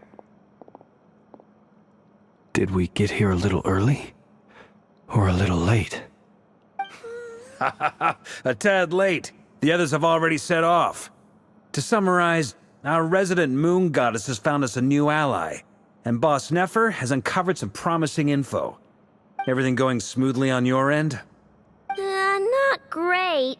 I don't know how long we can stall them for. The decoys are getting taken out way faster than we imagined. I'm gonna make some more later, but I need a timeout first. I'm so tired right now. Oh, right! Inefa, could you fill in Uncle Varka on what we just discussed with Flints? Sure. Uncle Varka, you previously told us about how when you went to investigate a source of the Wild Hunt in Amsvartnir, you discovered that it was just a diversion. But according to Flints' intel, several outbreaks of the Wild Hunt had already occurred in Nodcry in the period leading up to that. That was before Rerir had regained his body, when he was far from regaining his full strength. In other words, in theory at least, he still lacked the means to act in two places at once. Flints, with everything that's been happening, the Lightkeepers across Nodcry are rallying to fight back against the Wild Hunt. They're gonna need your help. I know, I'm sure you're capable of coming up with something far more effective than decoys. But for now, you should stay here and get some rest. Inefa and I will head back over to Amsvartnir to see if there's anything I missed. I told you Uncle Varka would say that, didn't I? A deal's a deal. Not a word about my snack intake for the next week. Database updated. Reliability of Aino's predictions increased. What does that mean? They were betting on how you'd respond after hearing their intel. It's the obvious choice, isn't it? That's hardly worth betting on. We already decided that Inefa should go investigate the situation over at Amsvartnir on her own. You might as well stay here and keep watch. Someone needs to hang back and oversee our strategy meetings. And besides, you still haven't fully recovered from ambushing Rerir. So I've ended up with the easiest assignment. Well, I appreciate it, everyone. See you when you get back.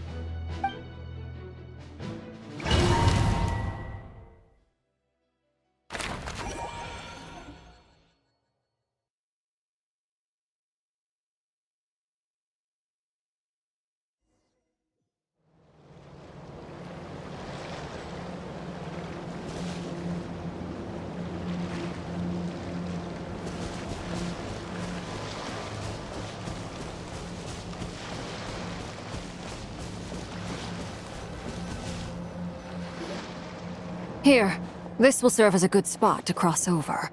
Arlecchino, hold up a second. Since you brought us all this way, would you mind telling us what you got planned? We still haven't got the slightest idea what's going on here. And if even Columbina doesn't know where the iridescent moon's marrow is, how do you? Simple. Because I am an inheritor of the royal bloodline of the Crimson Moon, and one of the last surviving embers of the Two Worlds' flames. Huh? Are you serious? Isn't you're a descendant of that Crimson Moon dynasty we were just talking about? The one from ancient Conria? Your surprise is understandable. I was also taken aback when I first learned of it. But the more I thought about it, the more I realized the signs had been there all along. When I was young, I discovered I could wield a very special kind of fire. It coursed like blood through my veins and smoldered away inside my nerves. What's more, whenever I experienced strong bursts of emotion or drew too deeply on this power, it was like some kind of presence within the fire would begin to gnaw away at me, consuming me from the inside out. Exactly. That is why my hands are like this, too. At first, I saw it only as a curse, but once I became a harbinger, the jester apprised me of the truth. Together with my own investigations, over the past few years, there are several things that I have gradually come to understand. For instance, take the so-called Crimson Moon. In truth, it is nothing more than the shattered remnants of the iridescent moon, fused with the abyss to prolong its lifespan. Since this blood flame was bestowed upon me by the Crimson Moon, it is a fusion of the iridescent moon's former power and the corruption of the abyss. You all understand the nature of the abyss well enough. I draw upon its power, and in return, It hungers for my soul. This strange blackness is the mark of corruption it has left behind. If I recall correctly, you once told me that if the corruption ever made it to your heart, you'd become a completely different person. Yes, and that's the reason I'm always careful not to push my power too far. It's essentially a never-ending tug of war. Whew. Sounds intense. Anyway, the rest of my story can wait. Is there anything else about the Crimson Moon or the Iridescent Moon that you're unclear about? Paimon has a question. So, the Crimson Moon that the Karians used to worship was actually the Iridescent Moon, right? Which was one of the three Moon Sisters. Does that mean that the Karians were to the Crimson Moon as the Frost Moon Scions are to the Frost Moon? So much of that history has been lost. We have no way of knowing exactly what they were like. But I would suspect that the Conrians weren't as devout in their moon worship as it might appear. The iridescent moon's remains simply served as their link to the Abyss. Later on, perhaps someone discovered a way to make direct contact with the Abyss. Or maybe there was some kind of ideological divide. Either way, a dissenting faction staged a coup and drove out the royal heirs of the Crimson Moon dynasty. Still, even with the dark sun looming high overhead, the Crimson Moon's glow never truly faded. If you want living proof, it's standing right before you. The first time we met, I sensed something familiar in your presence. When I looked at you, I felt I could see that mysterious red moon in the corner of my eye. In your flames, I saw its broken image, surrounded by a strange black aura. Well, I appreciate that you kept it to yourself. Much about the Crimson Moon is still a mystery, and I'd prefer not to end up as the object of an insane research project. Anyway, time is against us here, so if there's any other questions, they'll have to wait. I just want to make sure I've got one thing straight. In her letter, Sandrone mentioned that since you are unable to contain the iridescent moon's marrow yourself, you intend to leave it in my custody. Correct? That's right. For now, it's the only way I can pay you back for your help. The iridescent moon is already part of who you are, so with its marrow in your possession, you'll be even more powerful than before. Deal. Then let's get started. Get what started? What does this place have to do with the Crimson Moon? When I first became a Harbinger, the Jester gave me a book called Paranhari, also known as Leobranto Inamorato. You should be able to buy a copy next time you're in Fontaine. It's a love story set in the Crimson Moon era, but setting aside the tangled romances of its characters, it also records a few interesting details. In the Crimson Moon era, or so the story goes, there was an orphanage that received children from beyond the bounds of this world, and subjected them to a peculiar induction ceremony. Beyond the bounds of this world? For real? And what kind of induction ceremony? The Crimson Moon sages looked beyond this world for beings with powers that surpassed the gods. But fearing they might lose control, they subjected these children to a process of refinement. They made these children crawl up a fireplace and kept asking them, "Have you died? Did you see it?" Until they finally admitted to having died and seen a crimson moon. The adults embraced the children who passed the ritual, telling them, "Within the fireplace, you have traversed the flames between two worlds. Here and now, you are born anew." The book leaves much unsaid, but I suspect that this was their way of branding the children they had enrolled, leaving an indelible mark upon them so that they would forever live in the Crimson Moon's light. That explains why I can't sense the Crimson Moon's marrow in this world.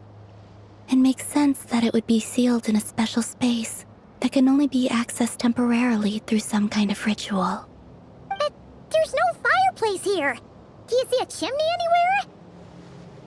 Oh, are we supposed to build it ourselves? Okay, fine. Paimon will go find some bricks. That won't be necessary. The fireplace is purely symbolic. The key to the ritual is crossing the flames between two worlds. In other words, the flames that burn within me. Those burned away by such flames leave behind a kind of ghostly afterimage in the world. In the days of Conria, people believed they could be used to bridge the gap between the two worlds of life and death. In short, I can open a passage to that space for you. That's the easy part. The catch is I'll need to stay on this side to keep the passage open, so I won't be able to come with you. Once you're inside, you'll have to find your own way.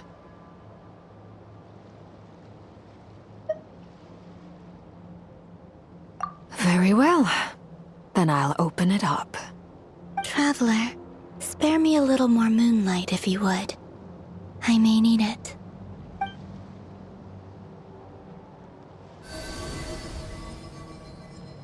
Thank you. I feel like I've recovered some of my strength now. It should be enough to move us across short distances and confront whatever dangers might await.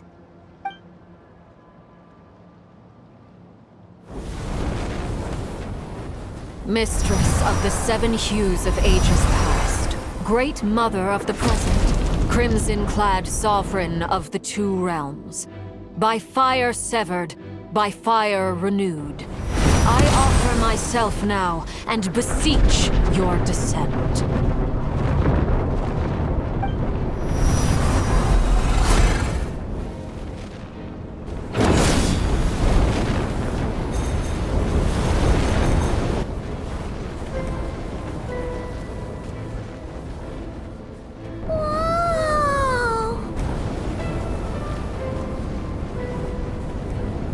One word of advice. As you're crossing over, no matter what voices you hear, do not answer. Got it! I sense a sinister gloom inside, but also the familiar light of the moon. I feel that I am about to meet an old friend who has changed beyond all recognition. All right, let's go.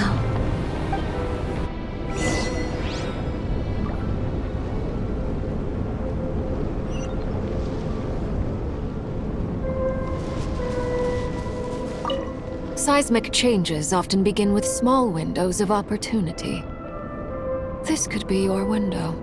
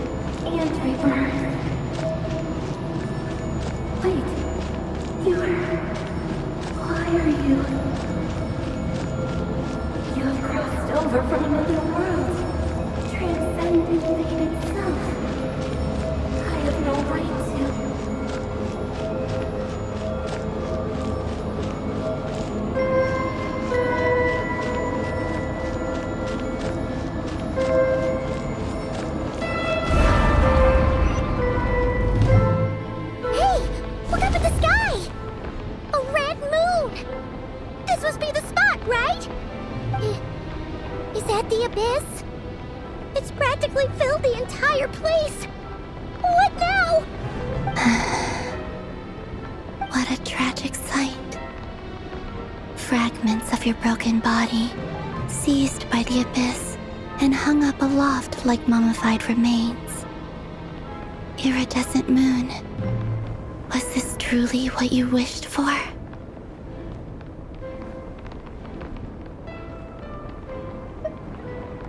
Careful.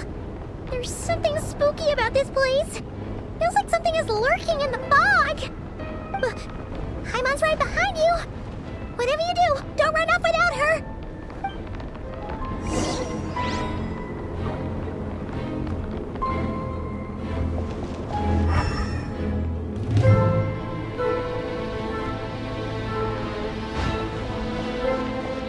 By the way, Kalamina, didn't you tell us that the iridescent moon had shattered into pieces? The moon up there looks pretty whole to Paimon. How is that possible?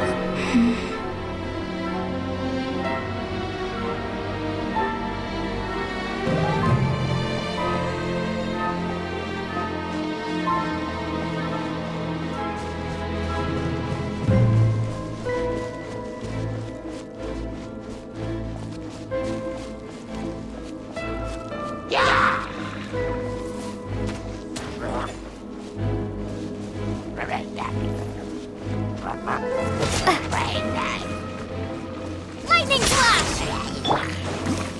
Rain outlines your fate.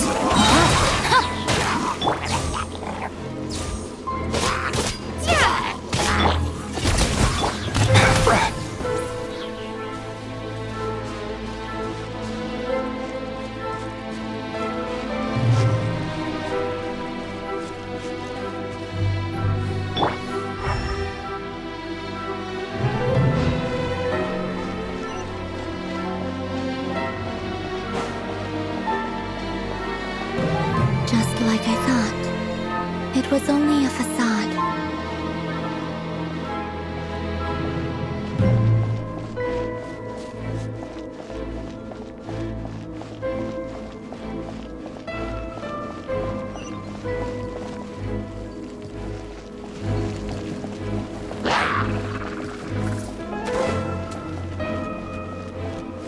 Bellowing thunder! Let me read you a verse. Rain outlines your fate. Huh? Nothing personal. Let's go.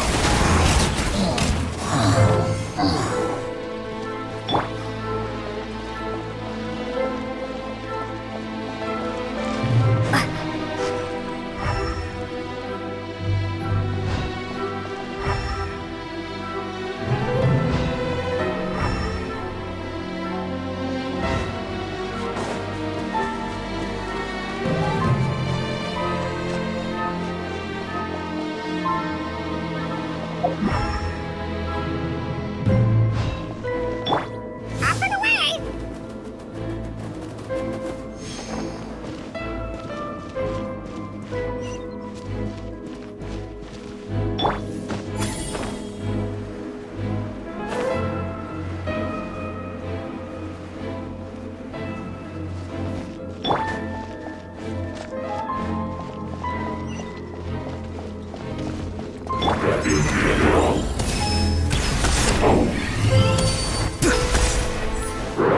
Go!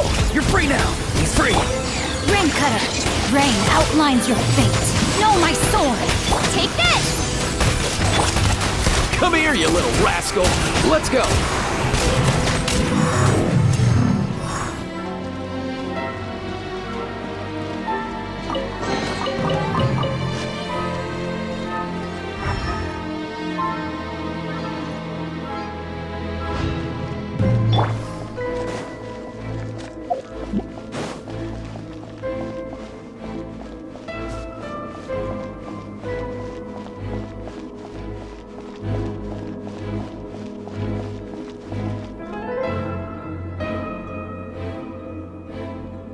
Huh?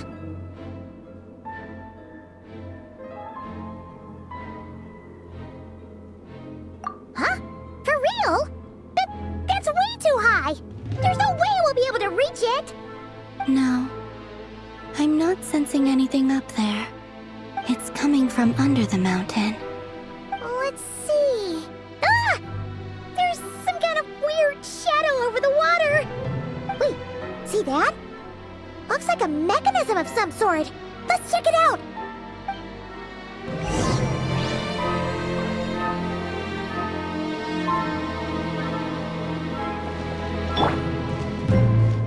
Up and away!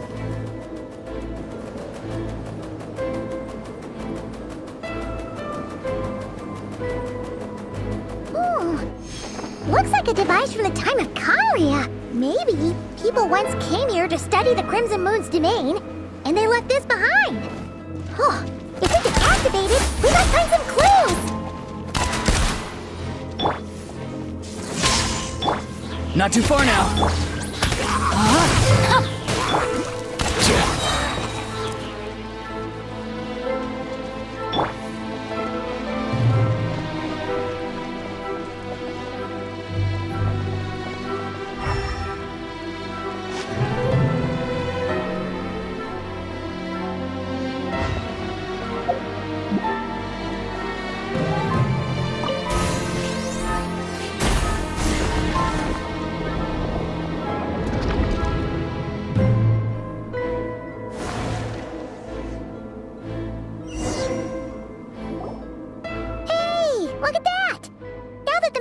Running, the shadow in the water looks different. Do you think these mechanisms might be the key to unlocking the secret? Let's try to find more of them! Thalindis, we'll leave the rest of the research in your hands. We'll be heading back now. I hope this isn't ruining date night. Ugh. Mind your own business. Just leave me some snacks on the table. Thalindis? Is that Rare's girlfriend? How come we're hearing her voice here?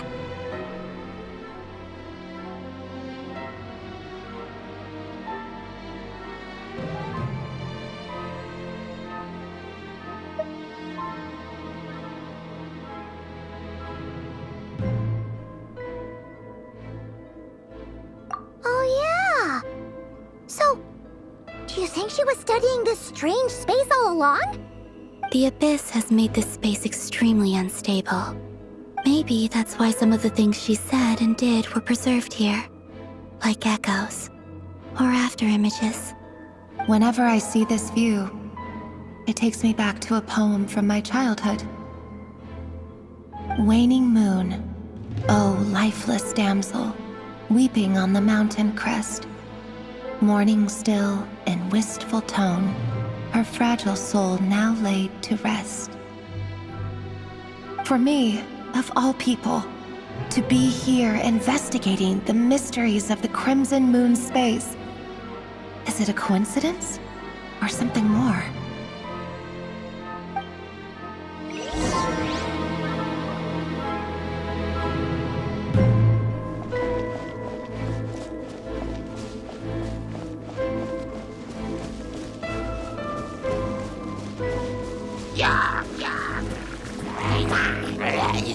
Thunderclap! Ha! Let me weave you a verse. Know my sword!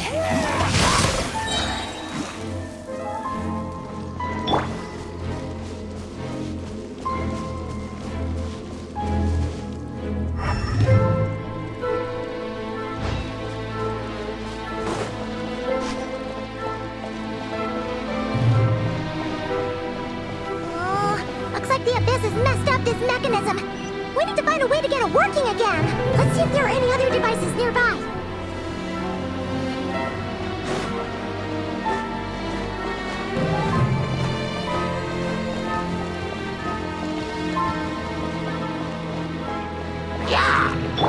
Be free. Witness the power of Gugwa. Time to say hello. Ow, why can't you play nothing personal? Let's go.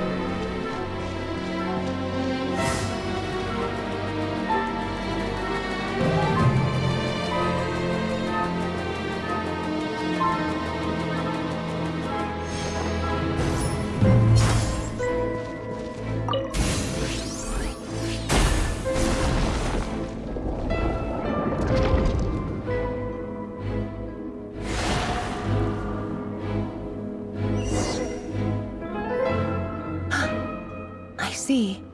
So the moon marrow, or rather the power of the 3 moons, is the key to unlocking... If it really does exist, then maybe this madness can finally be put to an end.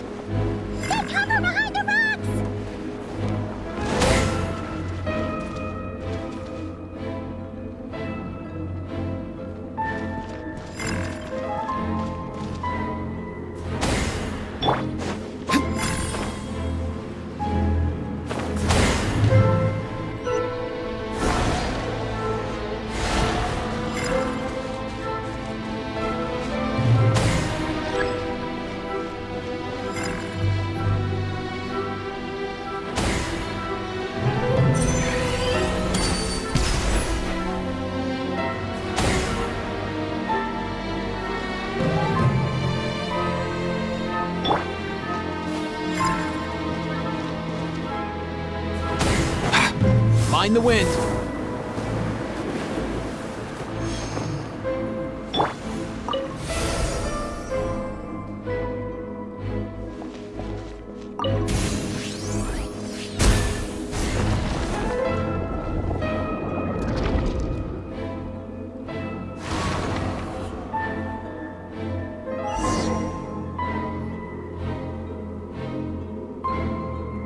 With the Abyss inhibitors in place, I should be able to access the chamber with the moon marrow. Oh, Rerir, with every step you take, you're drifting further from what you truly desire. But you're not the root of the problem. Ever since that outsider set foot in Conria, the Vinster King has sunken deeper into madness. If only I could get my hands on that outsider.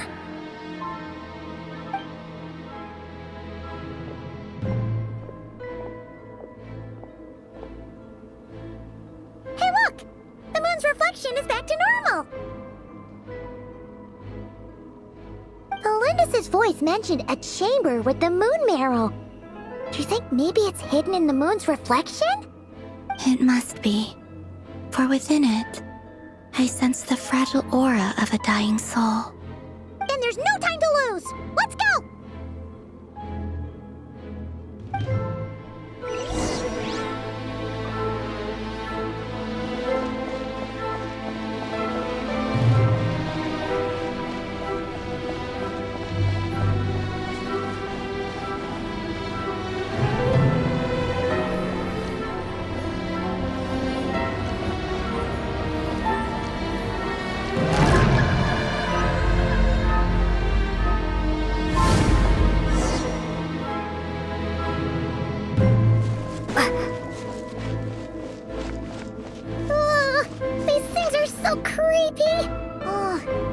Looks like we'll have to destroy them if we want to get to the iridescent moon's marrow.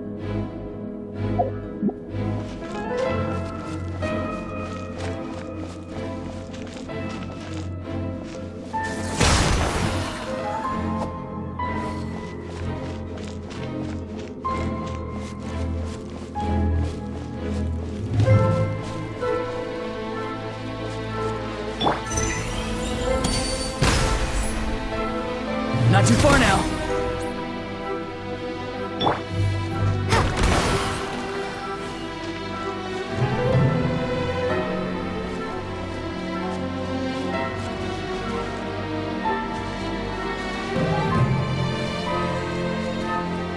That must be the iridescent moon's mirror! Oh, but we'll need to destroy these things before we can reach it!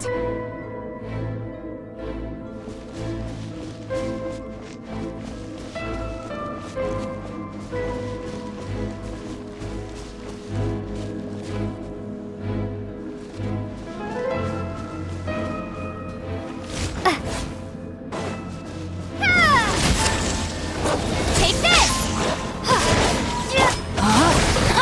Rain outlines your fate. Tell me what you see. Be free. Come here, you little rascal. Up and away!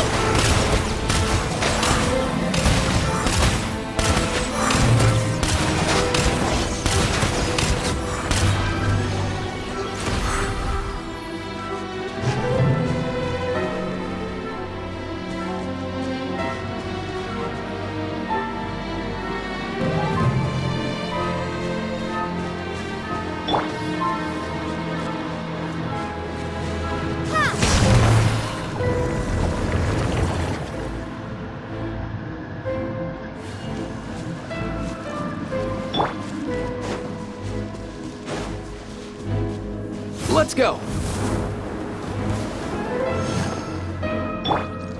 Body and no, my sword! Farewell. Go. You're free now. Thundercloud! Take this! Witness the power of Kuwa! Mind your step. Up and away!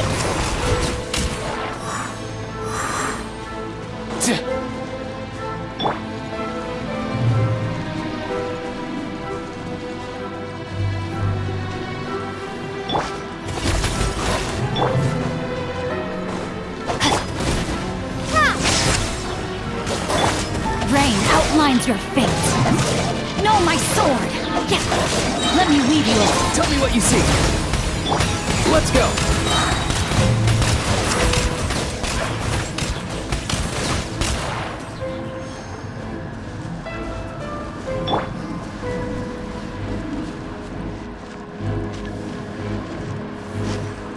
Take this! There! We're so close!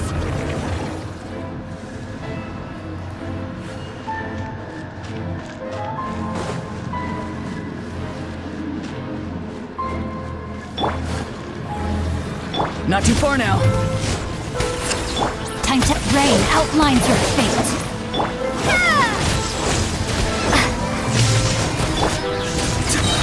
No, my sword! Yeah. Witness the power. Time to say hello. Nothing personal. Up and away!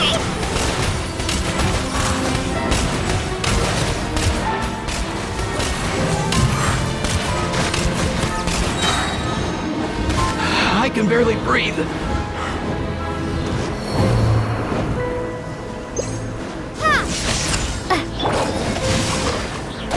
Farewell.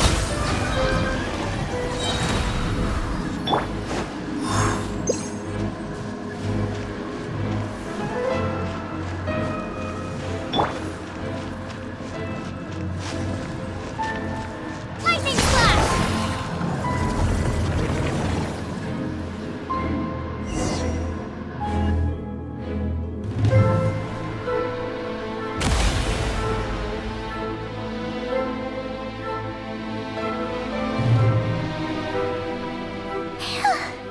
We finally did it! The iridescent moon's marrow, still burning away like an undying flame, yet now contaminated by the abyss. It has taken on a new form entirely. If we can purify the abyssal power within, we should be able to obtain its untainted essence.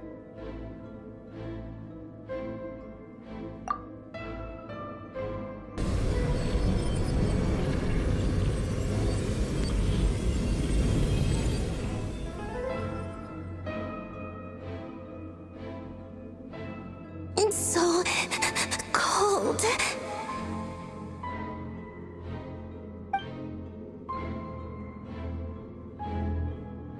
Is it you? Are you here? Huh? Are you talking to us? At long last, I can see you once more. Our fates have crossed, and I am finally free. I'm sorry I lied to you.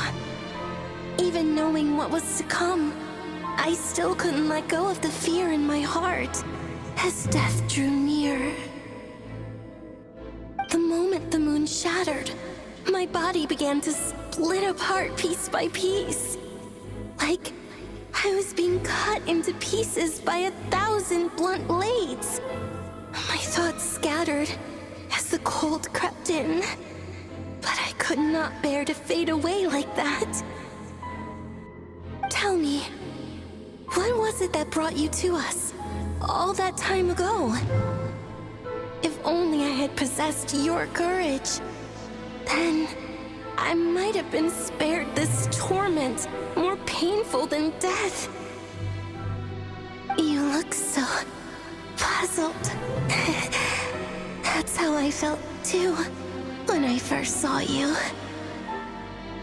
But trust me when I say that everything happens for a reason.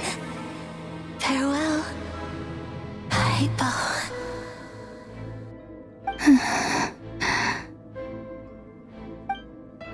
What was that all about? Was that the goddess of the iridescent moon? Oh, it sounded like she was speaking to a long-lost friend. But none of us have ever met her before, right? Perhaps. She took me for the goddess of the frost moon she once knew. For a fading soul like hers, our auras must be too similar to tell apart. But anyway, we've got the iridescent moon's marrow now. That should help you regain your strength, right? Alright, time to leave this place and meet back up with Arlecchino. Let's go!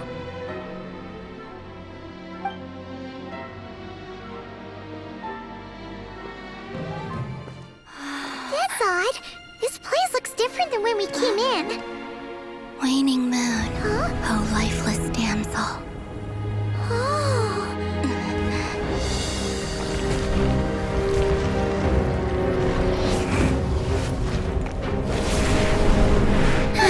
Hurry! The place is collapsing! It wants to trap us here. Who's it? The Abyss? Now we've taken the moon marrow. All that's left here is a dark will. It will show us no mercy.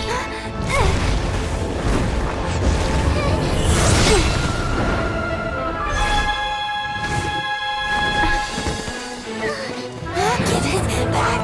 The crimson moons! My marrow! My heart!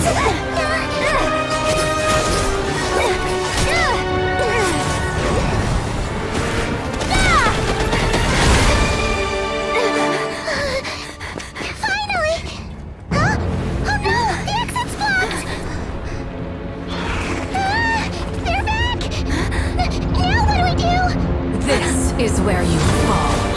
Witness my rise. Hey, it's... What are you waiting for?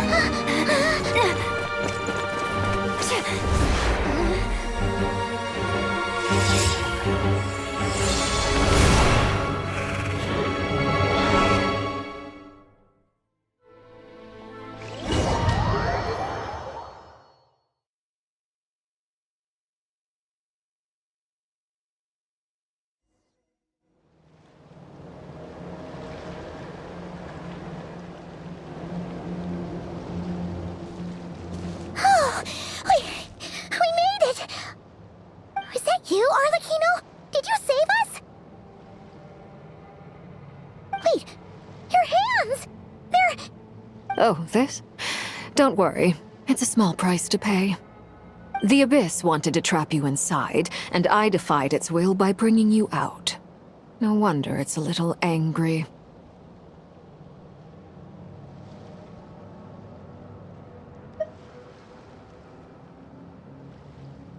No.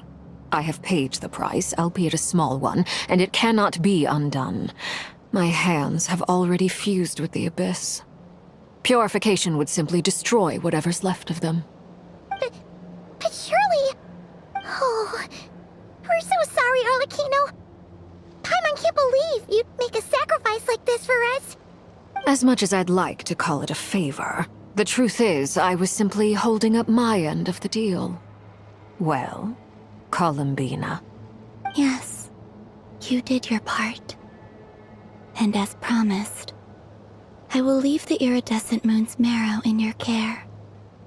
From this day forth, may the two worlds' flames burn ever more brightly.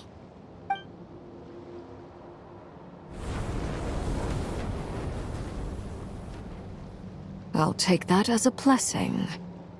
Now, Columbina, give me your hand.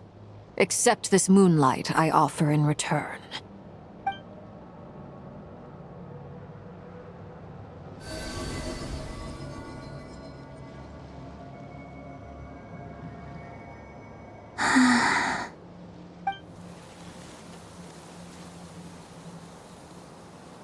Feeling stronger? Hey, Columbina, are you okay? I'm fine. Our powers are a little at odds, that's all. By the Frost Moon's authority alone, wielding the power of the other moons was always going to be a stretch. Still, I think it's fair to say that your strength has returned, at least to the level it was at as Third Harbinger. It's still not enough. There's no way I can hope to challenge Rayrear like this.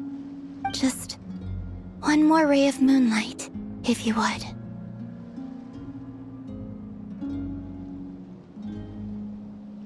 It's okay. I can take it.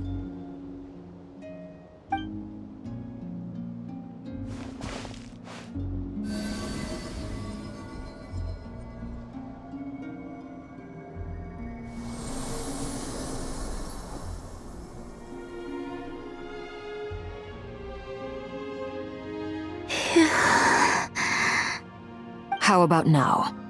Fighting fit? At the very least, I won't have to stay hidden like before. I want to see him gone from Not Cry. The Rayhear of Solnari and his wild hunt must be sent back where they belong. Well, it's good to have something to aim for. You certainly seem more alive now than you did earlier. When I first met you, you didn't strike me as a ray of moonlight. More like a wisp of fog drifting in from who knows where, ready to scatter at the first sign of a breeze. But now, you're full of vitality, just like the Frost Moon, once the brightest of them all. May you keep shining, Columbina. This is who you are. Thank you. Look after yourself too, Arlecchino. I know you have plans of your own, and that's why you're always seeking to grow stronger. But whatever you're after, don't let the Abyss take a hold of you. I do not wish to see you go down the same path as Rayrear. I appreciate the concern, Columbina. Although perhaps it's time you took a new name. A new name? Kutar, the Moon Maiden, Columbina, they're nothing more than code names. They describe who she is and the roles she's played, but they're not her real name. We often use code names in the House of the Hearth, too. But it's knowing your real name that keeps you grounded. Up till now, you've been living a wandering life, so you've probably never really cared. All I'll say is this. Once you've defeated Rayrear, give it some thought. All right. That's it from me. I'll get you back safely first, then go meet up with Sandrone. You're the best!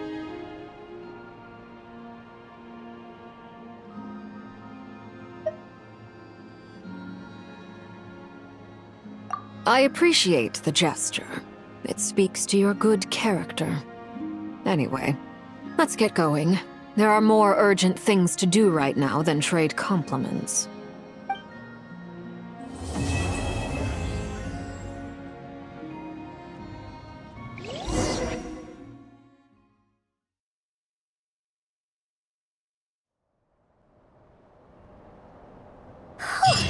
was a close call, but we got the iridescent moon's arrow and restored Columbina's strength. And that's all that matters. In other words, mission accomplished.